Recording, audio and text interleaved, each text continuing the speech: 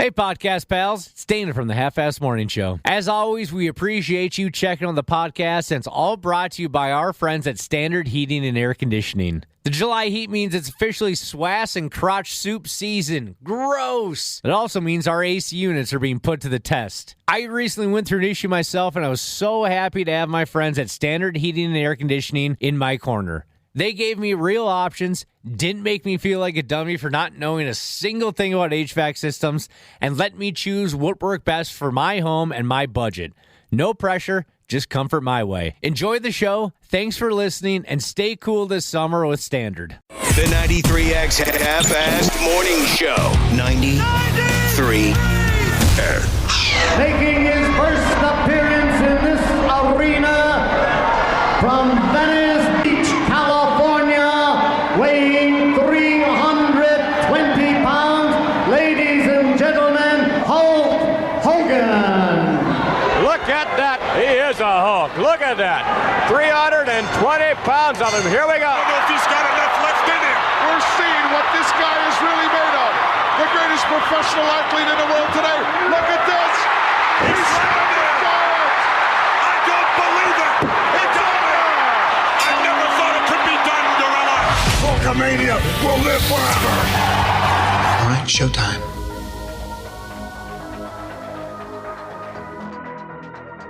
Man, what a hell of a week this has been. Boy, if you grew up in the 80s and 90s, this week's kicked you right in the groin. Holy cow. It has. Welcome to the 93X Half-Ass Morning Show. What a hell of a week it's been. I just received a text message from Vegas Jesus, who said, man, the Grim Reaper is on a roll.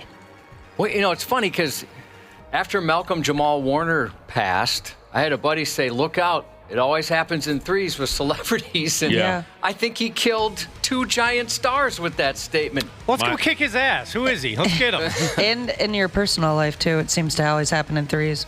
You're right. It's funny, Josh, because my wife said the exact same damn thing when Malcolm Jamal Warner unexpectedly died a handful of days ago in a drowning. She made the same friggin' statement to me.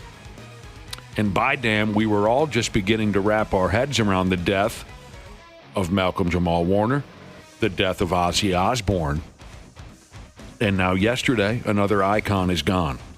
Hulk Hogan has died at 71 years old. Very unexpected. Passed away yesterday after going into cardiac arrest at home. And when you think about it, there are parallels, if that's the correct term, in the careers of Ozzy and Hulk. Both of them absolutely changed their games. Heavy metal was taken to another level by Ozzy Osbourne. Television wrestling went global, largely because of Hulk Hogan. You've heard the stories many times. Before Hogan, wrestling was a regional thing. It was popular in the South, mainly Memphis, Tennessee. It had a decent following in Canada. Canada is how you say it. It had a decent following on the East Coast. It had a decent following here in the Twin Cities. But when Hulk Hogan came along and Vince McMahon got a hold of him, they made his character and made the World Wrestling Federation a national phenomenon. It truly was a phenomenon. And before too long, everybody in the world knew who Hulk Hogan was.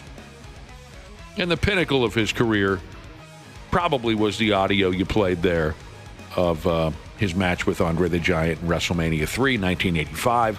That was the spark that lit the fire.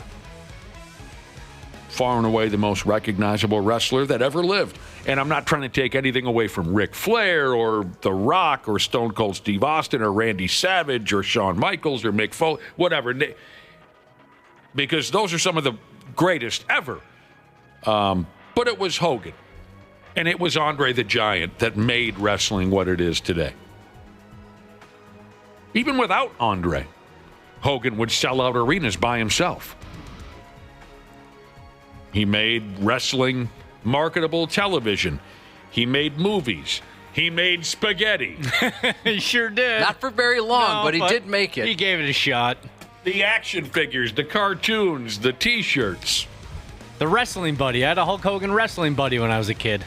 It's like a stuffed animal kind of thing, like Hogan. I'd wrestle around the living room with it. You know. Oh, I remember the buddies. Yeah. If that's what they call them. Yep, Yeah. buddies. Here's Hulk Hogan doing a promo for Pastamania outside the Mall of America when that started here. WCW Zone World Heavyweight Champion Hulk Hogan. He's got Pastamania in the Mall of America. I want to try to get a word with him. Who's the greatest wrestler in the world? You know something, Eric Bischoff? Pastamania has got all my Hulkamaniacs running wild. And I've eaten so many Hulkaroos and Hulk-U's, I kind of feel sorry for Big Bubba, brother, because tonight, brother, first time on TNT, I'm putting the WCW heavyweight title on the line, and with Pastamania running through my brain, who's going to beat Big Bubba tonight, Hulkamaniacs?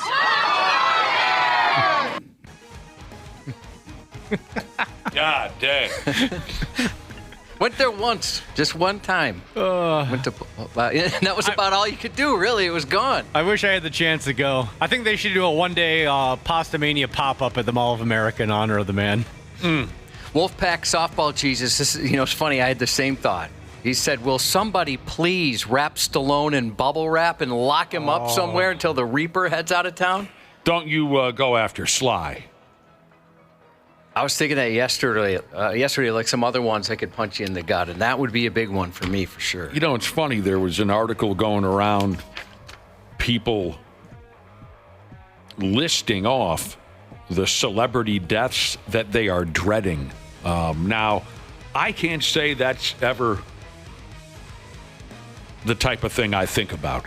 I'd love to at least try and contribute to that conversation, but that's not something that I sit and think about. Who is going to hurt me the most when they pass? But some of the people that were mentioned were people like Danny DeVito, Sylvester. You already said Sylvester Stallone. I don't know. Steve Martin was on the list. Harrison Ford. That's just weird, isn't it? To sit in. Yeah, I've never thought about it like that. Yeah, I don't really think about things like. I mean, obviously, I could just sit here and name off some of my favorite musicians and things like that, but I don't know. It kind of reminded me. Remember, we did a celebrity death pool once a year for maybe 3 years, very early on in the show. I just have very, very vague memories of such a thing. Well, I don't remember all the details. And even if I did, I'd probably be afraid to mention it. Remember, there was 1 year where a few of the predictions came true, and we decided, okay, we're never doing that again. I really don't recall. We just didn't want to put that out. Do you recall any of the? I don't. I'm trying to remember because it was so early on. I mean, shoot, this is almost 30 years ago. But there was I remember there was 3 years we did it, and the last year maybe 3 of them hit, and we thought, all right, we're out of this game. We're not going to do that anymore. Well, Hulk Hogan made wrestling. He really did. If he hadn't come along, who knows what would have become of the WWF at the time.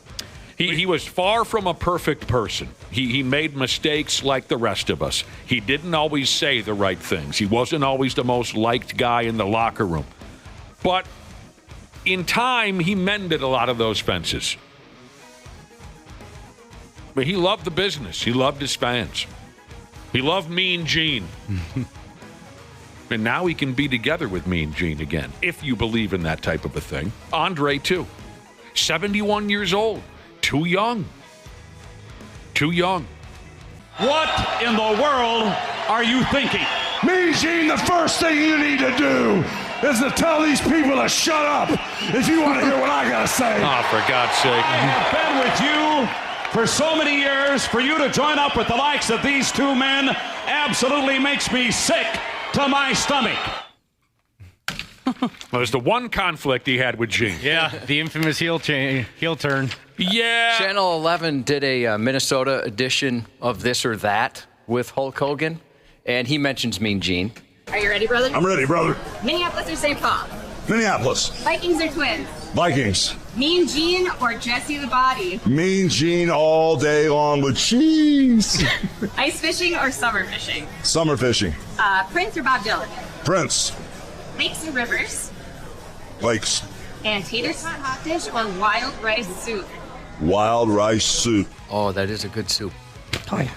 I don't know how the hell you picked that over tater. Anyway. Yeah, that's true. This or that is the name of the gimmick, huh? Yeah, Minnesota this or that. Well, 71's too young. I mean, he made it a lot further than some of these other big wrestlers who died so tragically young. I was just going to say 71 in wrestling years is like 150. That is It true. is. It That's is. true. Yeah. I mean, when you think of some of the wrestlers just from Hogan's era, and well, no, Hogan's era stretches for a long, long time, but I think, the 80s into the 90s when Hogan was really relevant, when you think of the guys who died so much younger, Bam Bam Bigelow and the Big Boss Man and the Von Erichs, Kurt Hennig. Piper, Savage. Yeah, well, but they made it a little, Randy, I suppose Randy was in his 50s. Mm-hmm. Where was Piper at? Was he in his 60s? Yeah, Piper actually lasted a long time. Don't get me wrong, they all died too young, but I was more talking about guys in their 40s and whatnot. But it all applies. It all applies. Rick Rude. Mm. It's just... Yeah, Piper was 61. when he passed. Wow. Also too young, it seems. But. Yeah, god dang. Did you guys watch Hogan Knows Best, his reality show? Sure did. His family, I enjoyed that one. Every Sunday in college, we'd sit around and watch it. We're all wrestling on freaks. VH1 back in the day. Mm-hmm. It was a regular thing for you. Oh, yeah. I dabbled once or twice with Hogan Knows Best. I had a pretty big crush on Brooke. I think we all did. That was the main draw, I think, for us in college was Brooke. I had a pretty big crush on Brooke. But no, I didn't spend a lot of time with it. Pretty entertaining, Josh. I enjoyed it. You guys liked it? Yeah, it was fun. It was silly. You could tell a lot of it was scripted, but it was still fun. Yeah, I'm sure. I don't know how scripted it is more than they just kind of set up situations and see how they react. Mm-hmm. But, it was cool seeing behind, just like with Miz and Mrs., seeing the Miz kind of in his, his light just at home. Mm-hmm. It was cool, I thought, with Hulk Hogan, too. And the Osbournes, what we were just talking about the other day. Jesus. Eddie Guerrero died at 38. Of course, I'm well aware of Eddie Guerrero's death. I was a big fan. And I went to the local show. When Eddie Guerrero died, the following day, WWE was here in Minneapolis. Right, he died in I thought he died here, yeah. Oh, yeah, okay, sure. I went to that show, and it was heartbreaking. Mm-hmm. But it's... I forget how young he was. My God, he was only 38 years old. My heart breaks for Hogan's oldest friends who are still around, guys like Jimmy Hart. Ric Flair tried to do some kind of an interview yesterday and was just a puddle. And speaking of Hogan's family, I obviously I don't know details, but from what I heard, they were not really in a good place as a family. Yeah, I think he was estranged from Brooke. I thought I was reading yesterday. I'm not sure about his other kids. But... Or does he only have the two, Brooke and Nick? As far as I know. But wow. What a loss for wrestling fans. This is the all-timer. This is the guy. Was. I guess I should say now was. When you talk about just changing the game and impact, immeasurable impact, Hulk Hogan was the guy. I always like to tell the story about a feller that used to work here at the radio station. Well, when he started here, he was a high school kid. I'm talking about the Teen Androthal is one of the nicknames we gave him, the Teen Androthal, because he was this big oaf teenage kid. He could barely cross the room. Correct, Josh, without tripping over something. He was just... He was very wobbly. Wobbly, big, oversized teenage kid that we had working here for a few years. You see that sometimes with kids that get real big at a young age. They don't know how to control their bodies quite yet. Yeah. He was maybe the biggest Hulk Hogan fan I ever met in my life. Just lived and died with Hogan's matches and things like that. And this was when he was 17, 18, 19 years old working here. He told us a story about when he was a kindergarten kid. One of the big WrestleManias, I think it was when Hogan lost to the Ultimate Warrior, WrestleMania 6 is my guess or something. This was a big deal that Hogan was going to pass the reins on to the Ultimate Warrior. And this teen Neanderthal kid, he's a kindergartner watching at home, and he was so dedicated to Hulk Hogan. When the Ultimate Warrior won the match, the kid was so distraught, could not stop crying, couldn't sleep, and didn't go to school the next day because Hulk Hogan lost at WrestleMania. I love things like that. That's amazing. This, not quite the same, anywhere near the same, but when my youngest son found out wrestling was predetermined, he bawled. He couldn't believe it. He was heartbroken, and he didn't want to believe it. I can't remember who told him, either his cousin or maybe my wife. And he was mad at him, thinking, you don't know what you're talking about. I watch this every single week. It's a tough day in any kid's life when they find that out. It really is. I remember finding that out as a kid, too. One of my uncles told me. Yeah, my dad broke the news to me because Hulk Hogan and the WWF, that's some of the first memories I have of bonding with my dad, was watching wrestling on TV. And I do remember the time he sat me down and he goes, I want to let you know that this is fun and we love it, but just so you know, these guys are all friends behind the scenes. Like this is scripted, it's predetermined, and I was in shock. I couldn't believe it. I don't remember if I had that awakening. I think I just sort of figured it out on my own. Sure. But I don't think I had anyone bust the news out on me like that. That's kind of cold-blooded. And it's funny, so your dad liked television wrestling. Oh, we watched Raw together all through my dad friggin' hated it. Did he really? Oh, he hated it. So did my parents. Every time he caught me sitting in front of the television watching it, he would say, "What the hell are you doing?" And one of my favorite memories. So, I guess maybe it was my dad's constant criticism of me enjoying it, where maybe that's kind of what woke me up to the fact that it was predetermined. But I'll always remember this. We were watching. He would sit and watch it. He didn't like it because he knew. He knew. And what I'll always remember is he was sitting there for a while watching wrestling with me, and he wasn't criticizing it, which was kind of suspicious. So I actually got to enjoy myself for a while there. Anyway, so some wrestler, I don't remember who it was. Here he is. It wasn't Nikolai Volkov, but it was a Russian character. Here he is, Sergei Monsterov, and he gets on the mic and the guy says, "I will come to your town and break you in half. And you Americans are all idiots." He does the cliche Russian bad guy promo. Yep. And my dad gets up out of his chair and he goes, "For Christ's sake, this guy's probably from Ohio." He's probably right. Yeah, of course he was right. It was all... Oh, man, but, how long ago was it that we had Hogan in the building here? A year ago? I think last June. Yeah, about a little over a year ago. He was a very pleasant guy. He was very friendly and humble and seemed really touched, actually, at times during our conversation with him when we discussed all the impacts that he's had on so many lives over the years. And we talked about, hey, I remember seeing you when I was a kid, and I remember seeing you in downtown Minneapolis because, he lived here for a while. He seemed genuinely touched by our adoration of him. And he was... It really almost blew me away. I didn't expect that from the Hulkster. I don't know why, but he was an even better guy in person than I expected him to be. Well, he was very cool. Your godson came in, and the only times he's been in studio were for wrestlers. He came in for some pancake power once. Sure. The New Day. The New Day. And then my wife was a huge wrestling fan, so she came in to meet Hulk Hogan as well, and they talked for a while, and he was very, he gave everybody time. Yeah, he did. The whole building, anybody that was here was coming in to meet Hulk Hogan. You peed next to him, Nick. Oh, yeah. Lucky guy. Yeah. Before Hulk left the building, we total accident. We both had to take a squeege. So me and the Hulkster got hip to hip in the men's room. Had a little chit-chat with our Johnsons in our hands. That's awesome. Yeah, on his way out. And he said, "So long, brother."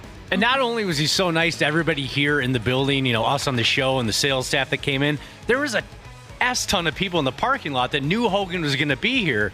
And Hogan stood outside and took pictures, signed everything, was more than happy to take the time out for random people that knew that Hulk Hogan was going to be at this radio station and Googled the address and showed up.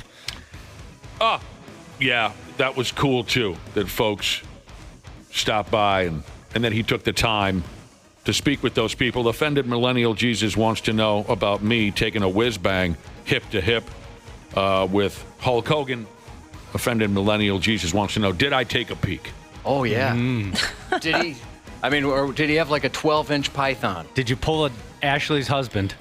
Did I take a peek is the question. Well, why doesn't anybody ask if Hogan took a peek at mine? Well, I'm sure that was the follow-up. Nope, I did not try to check Hulk Hogan's wad. I wouldn't either. I wouldn't want to be the guy that got caught checking. Yeah, I didn't want him to drop the leg on me right there in the bathroom. I don't know. Out. Some people get offended by that. If I would have been a pecker checker with Hulk Hogan, who's to say he doesn't dump the leg on me? 1, 2, 3. And, I'm out of the Elimination Chamber match coming up next year. Is it already out there on the internet? Like, I never saw his sex tape. I don't know. They show that kind of thing?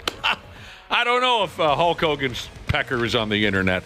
My God, the man just died yesterday, Josh. Well, I didn't bring it up. You read the text. You started it. Oh, technically Offended Millennial Jesus started it. But, we were talking about the teen Neanderthal and the impact that Hulk Hogan had on him when he was a kindergartner.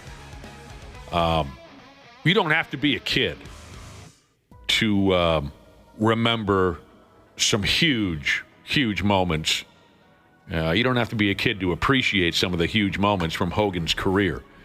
In the intro, did you play any audio, Dana, of the match you had with The Rock in Toronto? Was it WrestleMania 17? 18. 18. I pulled the audio. We didn't play it in the intro. Yeah, I didn't put it in the intro, but I have it. Oh, I mean, I don't know how. Where did I put it, though? I don't know how it would translate to radio. But where I'm going with this is when he came back to the WWE, whatever year that was, 2000, and if someone can help me, I don't have any idea what year. Like 2003, I want to say. Okay. WrestleMania 18. Hogan comes back. He's got a showdown with The Rock. WrestleMania in Toronto, Canada, at their ballpark, Sky Dome, whatever the hell they call it, 100,000 people. If you want to check, if you've never seen it before, and you want to check out just how big WrestleMania could be, Hulkamania, just how big Hulkamania could be, that was maybe the most just raucous, wickedly loud, excited crowd I've ever seen in my life when Hogan and The Rock are in the center of the ring and they're building the hype. They're looking at the crowd and they're looking at each other. That was a big moment. In the business, they talk about WrestleMania moments. That was one of the coolest that I've ever seen. I'll never forget.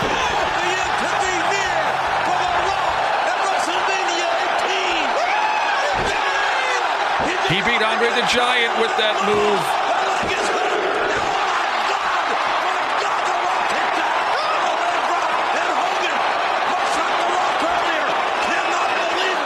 In that match, when Hogan does the cliche Hulk up bit. Mm-hmm. He kicks out of the rock bottom. Yeah. And Rock's laying punches into him. No effect, and he's hulking up. That was maybe, outside of CM Punk's arrival at AEW, that might have been the loudest pop in the history of the business. Agree. I was 17 or 18 at the time whenever it came on. We watched in my buddy's basement, a bunch of us piled in, wrestling junkies. And at that point, I was kind of like too cool for Hogan. I was like, I liked him when I was a kid. I like The Rock now, that type of thing. And I thought I was too good for him. I think I was wearing a Rock shirt at the time.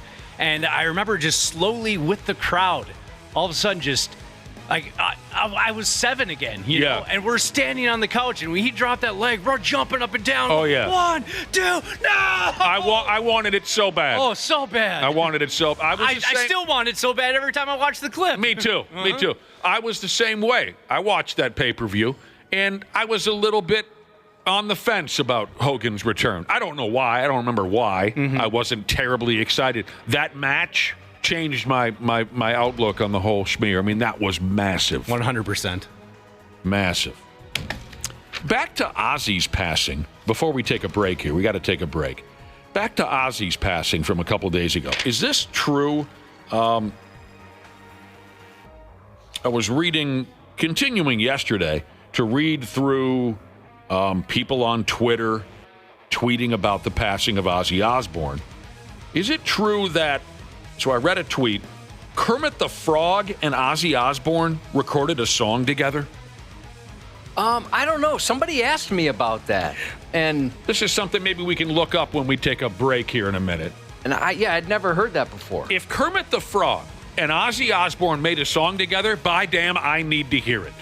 It says here that they recorded Born to Be Wild together. If that's true, I got to hear it. Because I love, of course, we had our conversation a couple days about how much we all love Ozzy and his work. I mean, I don't know how legit it is, but Loudwire, they're a pretty well-respected publication for rock music and stuff. They have a video of it. Oh, it says here, there was a record called Kermit Unplugged, and Ozzy recorded Born to Be Wild with Miss Piggy. I'm sorry, I misunderstood. It wasn't a duet with Kermit. Sorry, this is all new to me. It was a duet with Miss Piggy. That is effing hilarious. That's outstanding, don't you think? Yeah, I agree. All right. What's going on today? It's Janel Friday. Klein's coming in. Oh, yeah, Janel Klein, Randy Schaefer, Brad Brett. There you go. We'll take a little break ski. We'll come back with the stupid news here in a few minutes on the 93X Half-Assed Morning Show. 93X Half-Assed Morning Show. Hey, podcast pals. It's Dana from the Half-Assed Morning Show. As always, we appreciate you checking on the podcast, and it's all brought to you by our friends at Standard Heating and Air Conditioning. The July heat means it's officially swass and crotch soup season. Gross! It also means our AC units are being put to the test. I recently went through an issue myself, and I was so happy to have my friends at Standard Heating and Air Conditioning in my corner. They gave me real options, didn't make me feel like a dummy for not knowing a single thing about HVAC systems, and let me choose what worked best for my home and my budget. No pressure, just comfort my way. Enjoy the show, thanks for listening, and stay cool this summer with Standard. This episode is brought to you by Progressive Insurance. Do you ever think about switching insurance companies to see if you could save some cash? Progressive makes it easy. Just drop in some details about yourself and see if you're eligible to save money when you bundle your home and auto policies. The process only takes minutes, and it could mean hundreds more in your pocket. Visit Progressive.com after this episode to see if you could save. Progressive Casualty Insurance Company and Affiliates. Potential savings will vary. Not available in all states. The United States Soccer Federation presents the U.S. Soccer Podcast. The United States have the lead. The United States in full command. To the back post. Settle. Scores. Centering. Doubling his tally. Never miss a game. Hooks it across. Into the middle. And there's the opening goal. 2 for the United States. Never miss a moment. Barreling in. Cutting in. Going for goal. Deflected and in. Yeah! The U.S. Soccer Podcast. Follow and listen on your favorite platform. Stupid news on the Half-Assed Morning Show.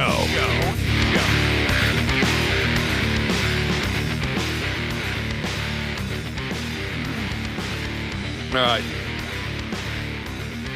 Sadly, Hulk Hogan is gone. Yesterday. Ozzy, too, from a couple of days ago. It's been a piss-poor week. Before we had to take a commercial break there and played a song or whatever the hell we just did, We were talking about, this was all brand new to me, so I wasn't quite accurate. I found out Ozzy Osbourne, at one point or another, recorded a song with Miss Piggy. And I needed to learn all about this. That's very exciting to me. This all came from a tweet. Kermit the Frog got on Twitter when Ozzy passed away. And this is what he said. I mean, if you think you got emotional a couple days ago, this is Kermit the Frog. Yeah. Texting about the passing of his friend, Ozzy Osbourne. Kermit said, no one rocked harder than the great Ozzy Osbourne. We loved working with him on our album, Kermit Unpigged. I think the first time I said unplugged because I need better glasses. But the record is called Kermit Unpigged. I had never heard of it until 20 minutes ago. He re-recorded Born to Be Wild with Miss Piggy, and we played a little bit of it, and then we thought she swore, so we turned it off, but she didn't swear. Every time we bumped into Ozzy over the years, Kermit said, he made us feel just as cool as he was. We loved having a friend like Ozzy Osbourne, and we feel so lucky to have known him, worked with him, and experienced his music for so many decades. Isn't that friggin' sweet? That's awesome. At any rate, you know, Josh, the Sunset Strip, Los Angeles, right? The birthplace of a lot of great hard rock and heavy metal acts. You've been there, haven't you? I have, yes. I've never been there. Imagine maybe 10, 15, 20 years ago, you walk into the Whiskey. Or what were the other famous clubs on the Sunset Strip? Giari's, Yeah, what was that called? Imagine 10, 15, 20, even 25. You walk in, and they're at the bar, because they're bros. They're at the bar sitting side by side. Ozzy Osbourne, the Rainbow. Ozzy Osbourne and Kermit the effing Frog. Because they're working on this track, Born to Be Wild. Now with the Viper Room, just seeing the two of them up on stage working through it. And, you know, discussing the passing of Hulk Hogan this morning, we got a few texts saying, you know, Hulk wasn't the only one to go down yesterday. Got a couple texts. Chuck Mangione, who, at least for a brief period of time, made, I think it was the French horn? Yeah, was there, what was the other name for it? I believe that was his instrument. In the 70s, Chuck Mangione... Flugelhorn? Flugelhorn? Go ahead. Play trumpet. I'll go along with it, because I don't know wind instruments. It was on King of the Hill. Never saw it. Oh, that's right. I forgot you didn't watch that show. But Chuck Mangione, who for a brief period of time made wind instruments cool, he also passed yesterday. I don't have in front of me how old Chuck Mangione was. He was 84. It was earlier this week he passed. And people are texting in, he did not play the rusty trombone. How long ago did he pass? Maybe Tuesday. Oh, okay. I was led to believe it was yesterday. What was his big hit single? Feel So Good? Is that sounds right. Now it makes sense. My mom shared this news with me yesterday, and I just looked at her. I was like, I'm sorry, I have no idea who that is. And she just looked so disappointed in me. Why wouldn't she assume that you wouldn't know who that is? Because of her playing his music. Oh, she used to crank it? Yeah. But there's one, I can't think of the name. There was one that was recognizable as all hell to this day. I couldn't tell you what it is. I think you're right. I think it was Feels So Good. Okay. Said he achieved international success in 1977 with his jazz pop single Feels So Good. Is that the one that went... He was also an American flugelhorn player, trumpeter, and composer. Yep. Yeah, and people telling me it's a brass instrument. I don't know. Whatever. You know what I'm talking about. Chuck Mangione. The other name that's been texted to us is a cat by the name of George Kooymans, Kooymans. Golden Earring. I am not familiar with any of the names of the fellers from Golden Earring, but I'm certainly familiar with the band. So this George Kooymans was one of the co-founders of Golden Earring. He died yesterday at the age of 77, and Golden Earring wrote Radar Love. Now, of course, we prefer the White Lion version, but also a song that I believe is one of the greatest rock songs of all time, and that's Twilight Zone. So our what's the word in the business again? Our condolences to the fans of Chuck Mangione, the fans of Golden Earring. Looks like he passed the same day as Chuck Mangione. What the heck is going Tuesday. on? Yeah, I don't know. It's been a bad week. But I'll tell you right now, Twilight Zone, that bass line, it's 2 a.m. Fear is gone. I love that effing song. I can listen to it every day. The gun's still warm. Thank you for calling us out, too, because, you know. All right. The stupid news begins with Cubby. It begins with public sexual activity. I'm not a PDA guy. I've been a part of it a couple times, still feel shame. To the point where I remember the instances. Well, sort of remember because it was alcohol-induced. Yeah, I remember. I'm embarrassed. I've fallen into public displays of affection. I have. Never came away too proud of myself. How do you everything from kissing to, God help us, some of the things I did in public. But anyway, what was your question? Kissing definitely. But like even hand holding now, I don't know why I'm embarrassed by it. It's silly. Hand holding? Yeah, even that. Well, it never bothered you when we've been on airplanes together. Well, you and I, it's different. Yeah. I've had to adjust to that in my relationship with my husband because I like PDA, not like, making out in public, but holding hands. I don't really mind like hugging, just quick kiss in public. He's not a fan. And it's been hard for me to adjust to that. I every once in a while I'll grab for my wife's hand when we're walking into a bar or anywhere, walking into a store, and she quickly shakes me off. Oh, really? She's not a PD? I could see that. She's pretty reserved. Yeah, I'm not reaching for her hand, because I want to hold hands. I'm doing it because I know she's going to shake me off, and we can have a laugh over it. Oh, of course. Public sexual activity really is where we're going with this, not hand-holding, kissing. We're going to talk about, well, specifically here, we're dealing with a BJ on an airplane. Oh. Mm-hmm. In front of kids.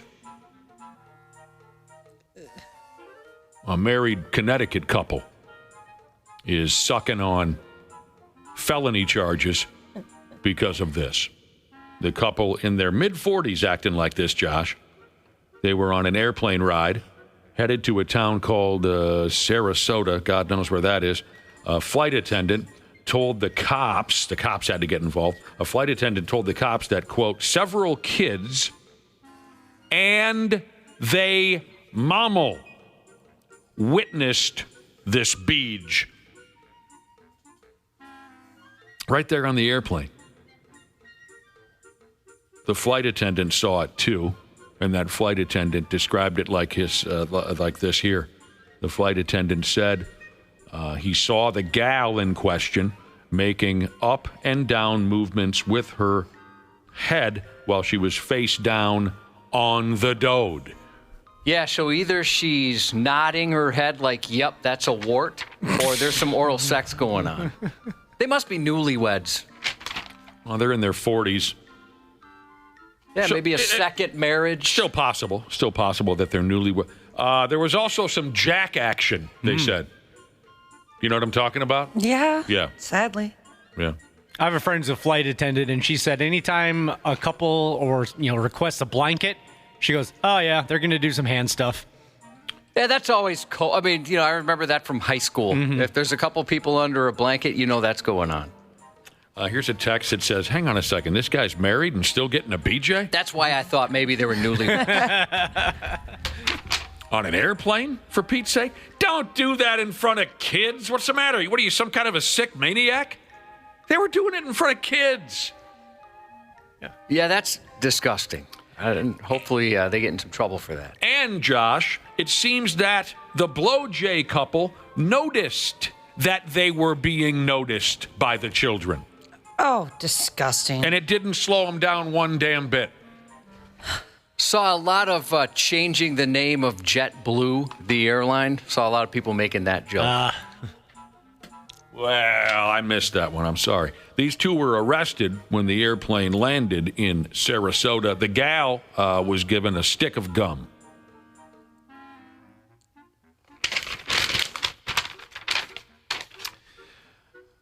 Speaking of oral, one of the funniest lines I've ever heard was from a pal of mine. I'd like to say his name, but I better leave it out. I'll just call him Donnie. One of my longtime beer league hockey teammates. Player coach, just for the record. He was the player coach. It's impressive. A little bit older than the rest of us. And, after we'd play beer league hockey, we would always, of course, then do the right thing and sit down at the bar who sponsored our team, sit down and get incredibly intoxicated. We would sit there for a good 10, 12 hours. As you should. Yeah. Mm-hmm. I mean, they're sponsoring the team. You got to pay them back. Sit there all day, until the bitter end. So, and usually the whole club had a lot of staying power, Donnie, like I mentioned, he was a little bit older, but usually he would even stick around until the bitter end and just drink. But one afternoon, Donnie popped up out of his chair after maybe only 2-3 beers, and he says, "Well, boys, I'm out of here." And one guy in the team said, "What, are you going home to get a BJ?" And Donnie looked into his eyes and said, "I've been married for 25 years. You know how long it's been since I've gotten a BJ?" Aw, that's sad. All right. I guarantee this dork thinks he's the funniest guy in the room, no matter where he goes. First off, I'll go ahead and tell you that this guy is up against criminal charges and I'm going to go ahead and declare that this is one of the more ridiculous charges any grown person could have on their permanent record. This guy is up against charges for fishing illegally. Was he using dynamite? Hey, man, what'd you get arrested for? I was fishing. Fishing illegally? Jesus, what a dope. What a bad boy. Anyways, I'll cut to the chase here and tell you why we even bring it up. The guy who is illegally fishing in some easily avoidable, stupid way when he was arrested.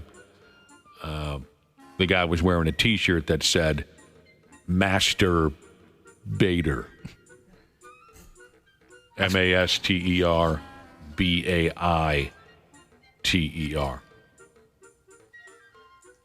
It's upsetting, isn't it? Yeah, it is. It's just so stupid, it's upsetting. Yep.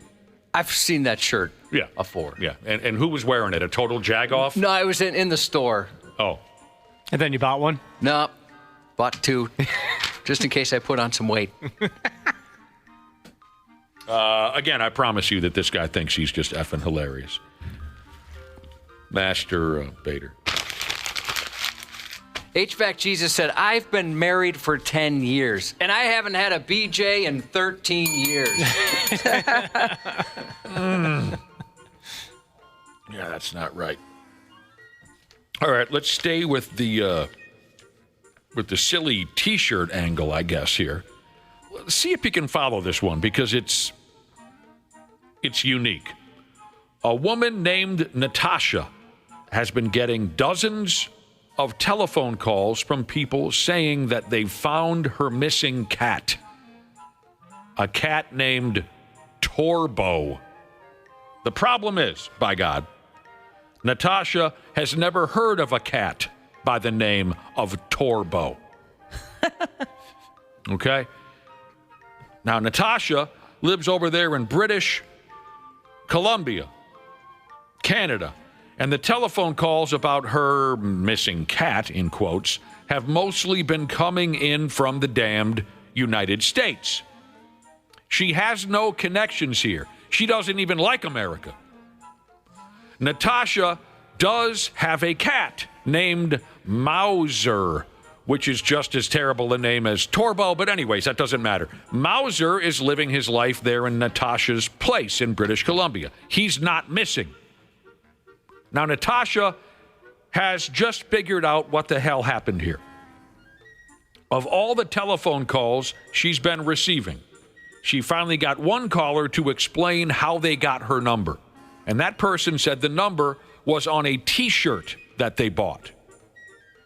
The T-shirt has a missing cat poster on it, like you might see stapled to a telephone pole. The missing cat on the T-shirt is named Torbo, and it has Natasha's telephone number on the shirt. This is all so weird. I don't blame you if you're just saying, huh? So the company that made the T-shirt said they've pulled this shirt from their shelves now, and a representative from the company said the use of a real telephone number within the art created was not intentional. Who forgot to check? Yeah, don't you always, I mean, in the movies, it's usually 555, right? Starts with that, so it's not going anywhere. So they created a T-shirt. I don't have any idea why the T-shirt features a missing cat named Torbo, and then they put a real phone number on the T-shirt. Natasha says she plans to keep her regular telephone number. She said she'd like a real apology from the company for all these telephone calls coming in 24 hours a day. And she also said, I feel like I deserve a T-shirt. I deserve one of them after all this mess. But that doesn't explain everything to me. Maybe this is the liquor talking. I don't know. It says here there were people calling Natasha saying they had found her cat. But they didn't find her cat. They saw what they believed to be her cat on a T-shirt. So I'm not sure I understand this one. Yeah, maybe they knew it was a bit. Yeah. Like maybe they were messing with, they were joking. I don't know. It could have been they thought it was a joke and they just wanted to test the number out. I'm not sure. I don't get it. But this gal's, I guess the gist of the story is this gal's real telephone number ended up on a T-shirt, sold in America. She lives in Canada, and she's getting telephone calls up and down.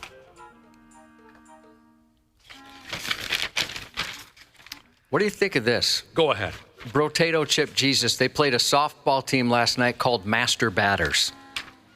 No, don't like it. I kind of like it. You guys don't like that? No, I don't. Master Batters? I don't! You didn't have to yell at me. Master Batters. Okay, but you're a puns guy. Yeah, I'd never heard that one before.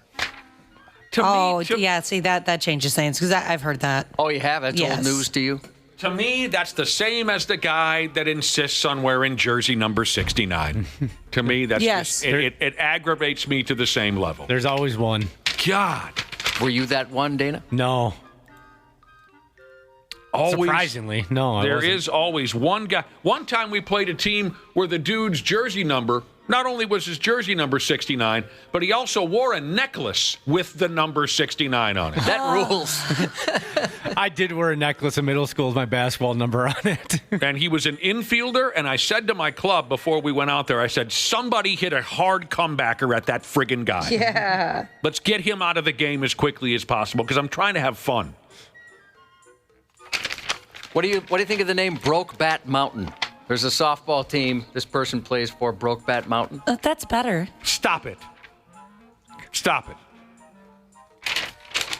What do you think? Chaos Coordinator Jesus.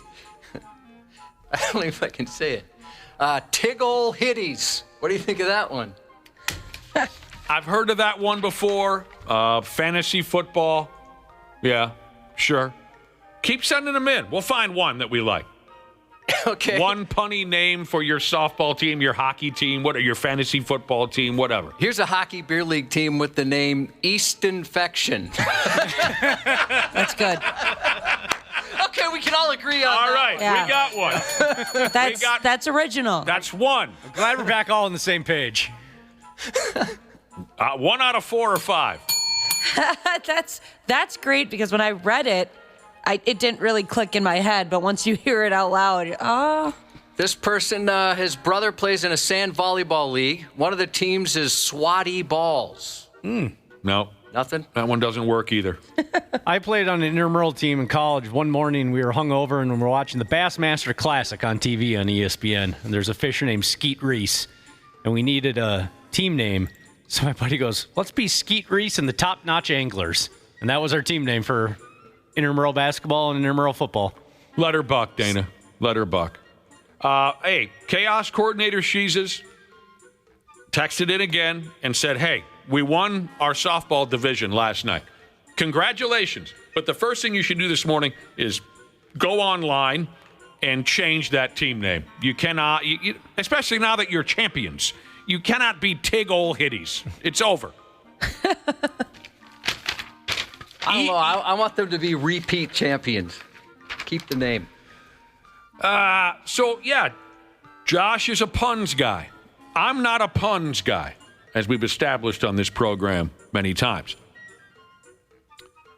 So I'm not a big fan of this pet name I'm about to let you in on. We were just talking about a cat.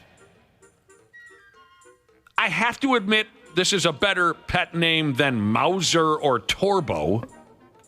What the hell's the matter with people?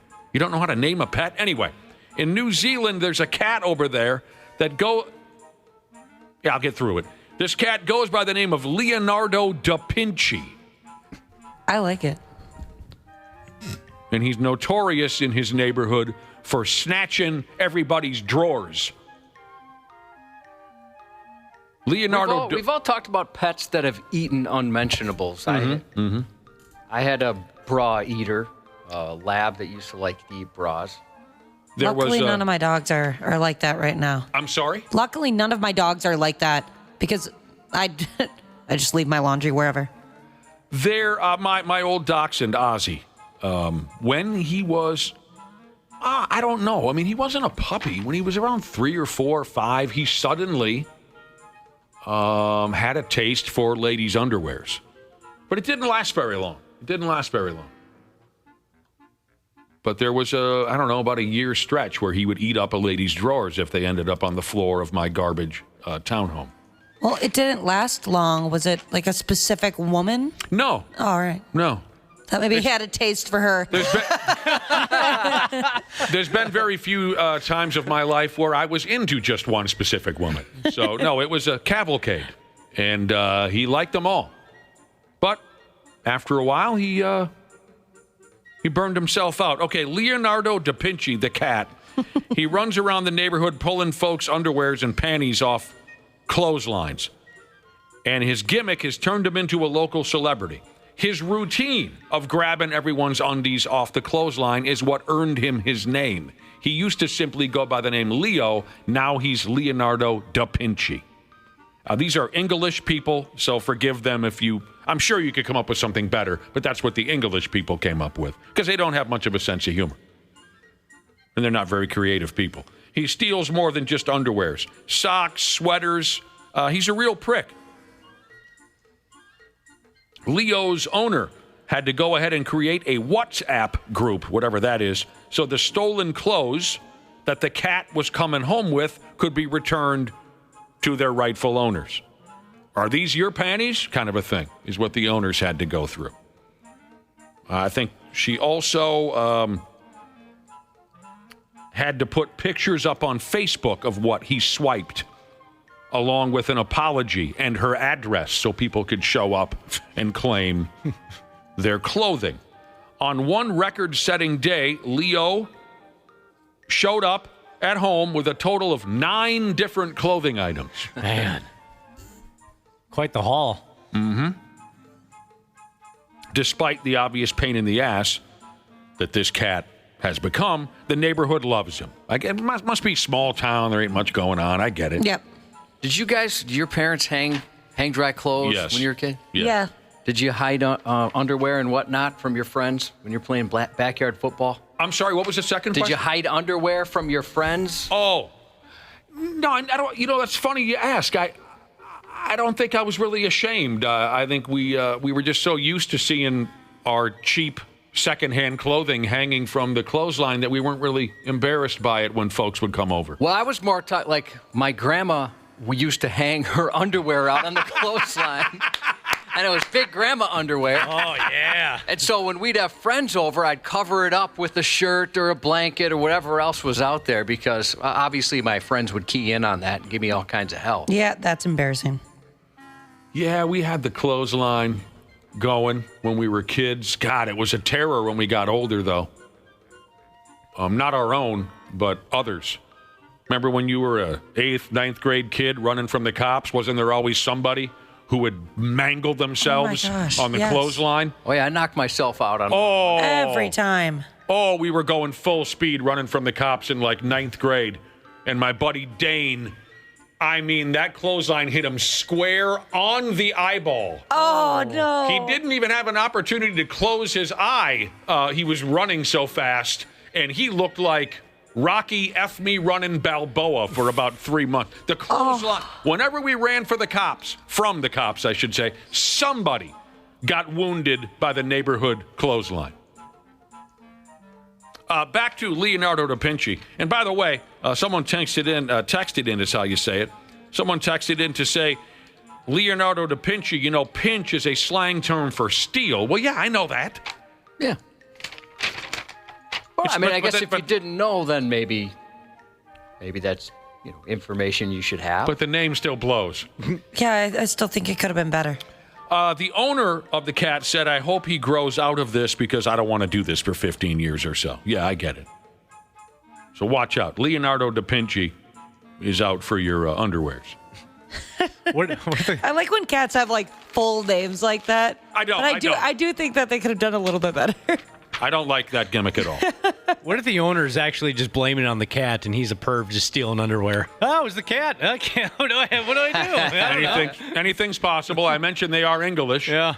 They lack creativity, a sense of humor, and they're a little bit perverted.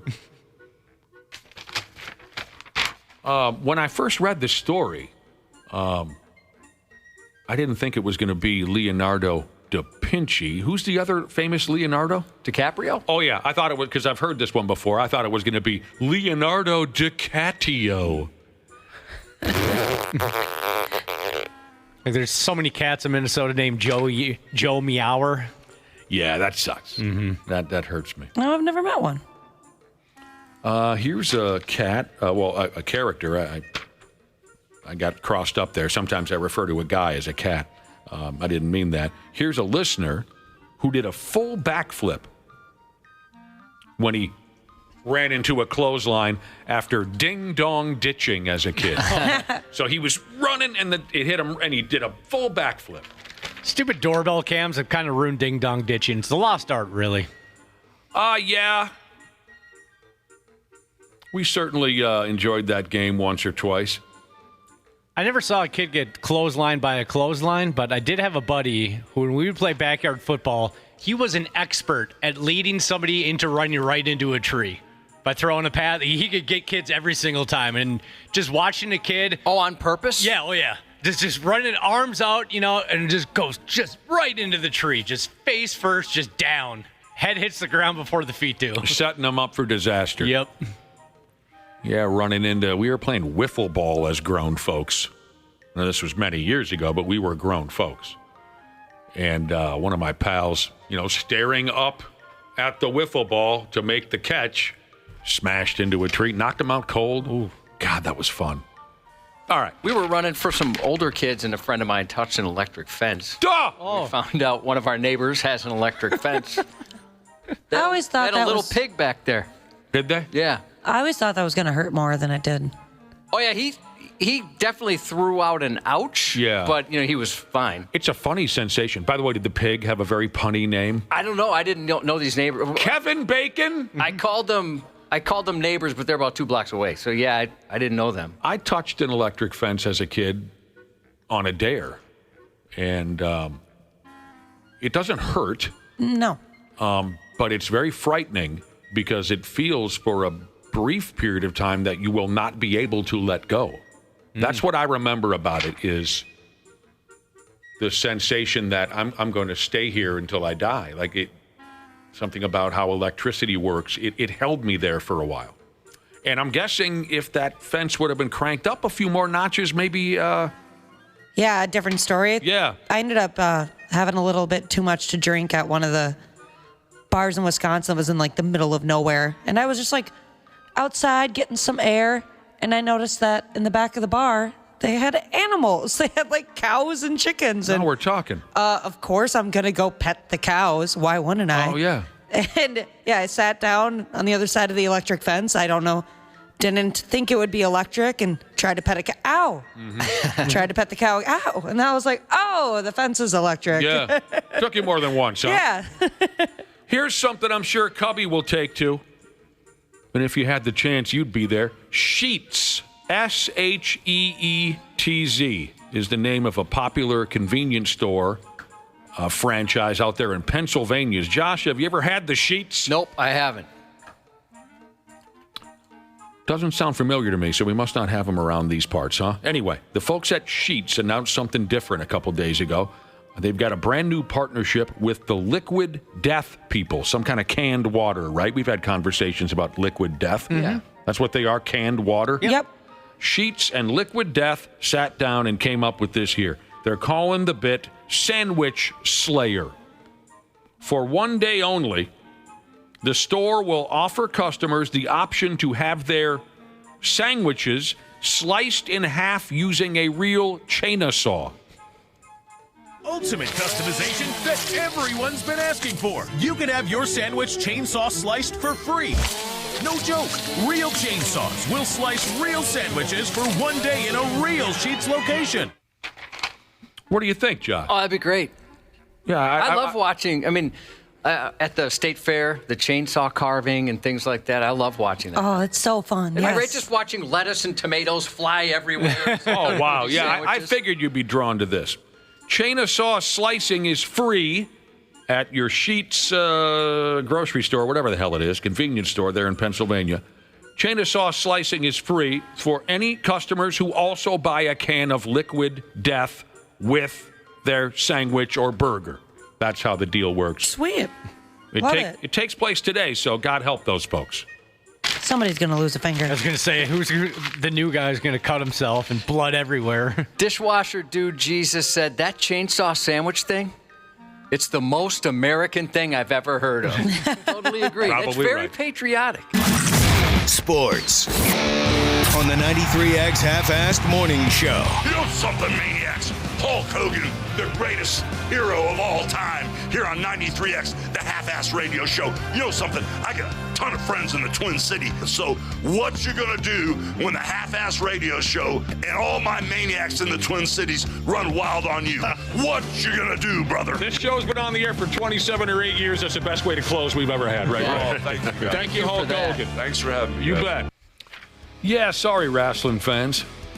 I'm one of them. The Hulkster's gone. I'm sure you heard by now. Damn shame. Only 71 years old. Cardiac arrest at home yesterday. Oh, there's tributes pouring in from all different corners of the world. That was around a year ago, wasn't it, Josh? We had the man in studio. He was pumping his new beer, and we just had a great time. Yeah, it was fun to see him. And he had a really busy day. I mean, he was running around like crazy, and he still gave us that time. He was really friendly, really humble. We covered this earlier. Sorry if you heard us go off about this once already. He was just a real pleasant guy to be around. Was really appreciative of the attention that we gave him and his new beer. And, boy, it's just a tough day for a lot of wrestling fans. He stuck all around over the world. Yeah, he talked to everybody in the building, signed autographs, and Dana mentioned this earlier. Some members of the Brother and Sisterhood showed up and were waiting outside by the time he was ready to leave, and he gave everybody his time, despite the day he had. He had a whole tour he had to go on, and he was awesome to everybody. Real quick here before we get going again, the Twins are playing at home this weekend against the damn Washington Nationals. Josh, speaking of, heroes, great athletes, did you hear that your bro Joey Chestnut is coming to town here to a Saints game to do some kind of a eating contest? Yeah, Dana was telling me about that. All right, we'll cover that a little bit later. You might want to get a ticket to this ball game because that's one of your all-time favorites. Yeah, well, yeah, I guess it's... Although we're all kind of burned out on it, aren't we? Yeah. Yeah, I mean, no offense to Mr. Chestnut. But the fact that he's coming to town, does that kind of add a little spark? No. Oh!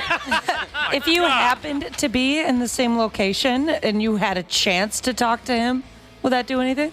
I mean, no offense to him, but I don't really want to talk to anybody. Yeah, I don't really know. Like, what would you bring up? Like, hey, man, yeah. Nice work on the eating. Yeah, you like to eat. Do you like hot dogs? So do I. He doesn't want to talk to anybody.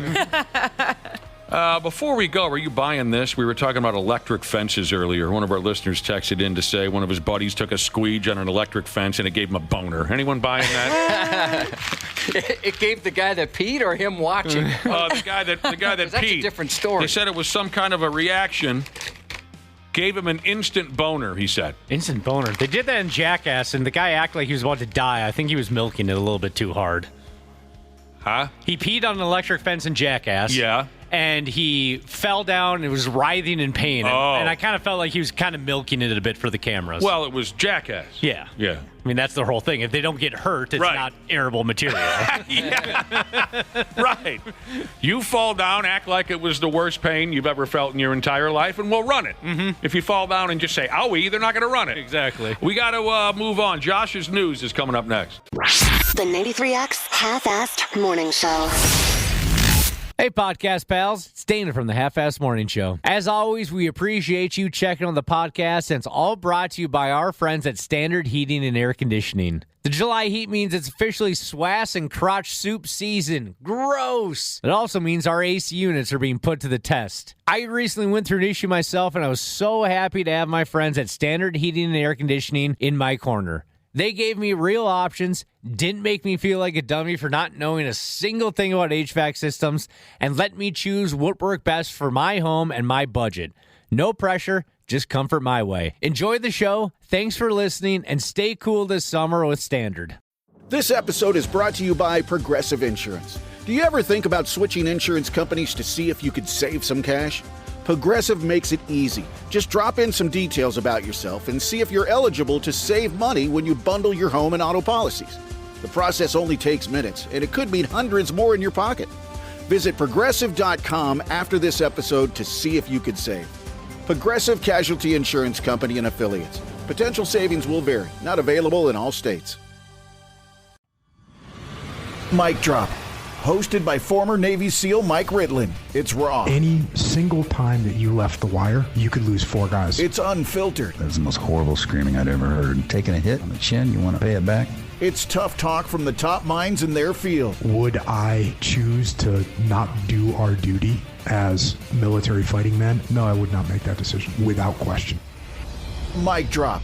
Follow and listen on your favorite platform. Sometimes when I blow my nose, I get a boner. I don't know why. It just happens. Half-Assed Morning Show. If anybody had the perfect life and perfect career, it's mine, because I've had to work so hard to get to this point. This just didn't happen overnight. What's the best thing being the Hulk has given you? If I had to sum it all up, it's got to be I'm at peace with myself right now. I'm happy. That's a key word. For so many years, I wasn't happy. If you could lean down to one little person, what advice would you give them? Just believe in yourself. If you work hard, I mean, if you really want something bad enough and you work at it, you can have it. But you got to believe in yourself. In a heartbreaking week that's already seen the loss of a beloved actor and a rock legend, yet another boot to the face was announced yesterday. The world of professional wrestling, as I'm sure you've heard by now, lost one of its biggest icons, Terry Bollea, better known to millions as Hulk Hogan. He succumbed to cardiac arrest at the age of 71. Hogan, with his trademark handlebar mustache, bandana, and unmistakable charisma, was a towering figure in wrestling for more than 5 decades. He got a start in 1977, finding early success during the territory days and making a name for himself in Japan. But it wasn't until 1983 that everything changed. The birth of Hulkamania launched him into the ring of global superstardom, turning him into a larger-than-life symbol of American pride. He headlined the very first Wrestlemania in 1985, and for years after, he was the main attraction, squaring off with legends like Andre the Giant, Randy Savage, The Rock, and even Chairman Vince McMahon. Oh, God. Hogan captured at least 6 championships and was introduced to the WWE Hall of Fame in 2005. Over the years, he bounced between companies, including a stint in TNA, but always found his way back to the WWE. His final appearance came this past January when he helped launch Monday Night Raw's move to Netflix. Even after retiring from the ring, he made occasional appearances, most recently to promote his Real American Beer Company, including a stop in the 93X studios. Of course, his fame wasn't limited to wrestling. Fans also remember him as Thunder Lips in the third Rocky movie from 1982. Good match. Hey, why'd you get so crazy on me out there? That's the name of the game. Well, listen, while you're still calm, can we get that Polaroid together? Yeah, sure. You know, sometimes charity really hurts. Just recently, Hogan had teamed up with his longtime friend Eric Bischoff to launch Real American Freestyle, a new project set to debut later this year. Ain't that something, Cubby? You know, if ever the question comes up, who's the greatest wrestler of all time, you usually get one of two answers. You get Hulk Hogan or you get Ric Flair. And both are correct answers, but for different reasons, if you ask me. I mean, Flair is the greatest in-ring performer there's ever been, the greatest on the stick. But Hogan was that impact character, like we discussed earlier, that changed everything for wrestling. Saw an interview yesterday with Ric Flair. He was absolutely devastated by this. And never questioned these guys' commitments to their craft. Speaking specifically about Hogan and Flair, some folks probably aren't even aware of this. Early 2000s is my guess. I get shady on the years after 1989, really, honestly. But somewhere in the early 2000s, Hogan and Flair both found themselves working for TNA Wrestling. Did you ever watch any TNA, Dana? A little bit, but not much. It seemed very gimmicky. It had its moments. Wait a minute, wrestling came off gimmicky? Well, anyway. Didn't they have a ring that wasn't a square? It wasn't like an octagon? For a stretch of time, they had the octagon ring. Yeah, but anyway, TNA never really took hold, but they've certainly had big stars come through. And where I'm going with this is Hogan and Flair had a match against each other on TNA Wrestling. There maybe 500 people in attendance. And then it was on the Spike TV channel or something. But despite this not being anywhere near WrestleMania, you might want to look this up. They had a match on TNA where the both of them bled so badly. When I was watching it, I really feared that one of them was going to drop unconscious or die. But never questioned their commitment to what they were doing. Even a friend of mine texted that night about, he was watching that match at home as well, and he said, "What are they doing?" So anyway, just a little side note. I know most of you know about WrestleMania 3, and you know about Hulk and The Rock at WrestleMania 18, but if you have an extra minute or two, look up that TNA match. It is effing madness how badly the both of them are bleeding.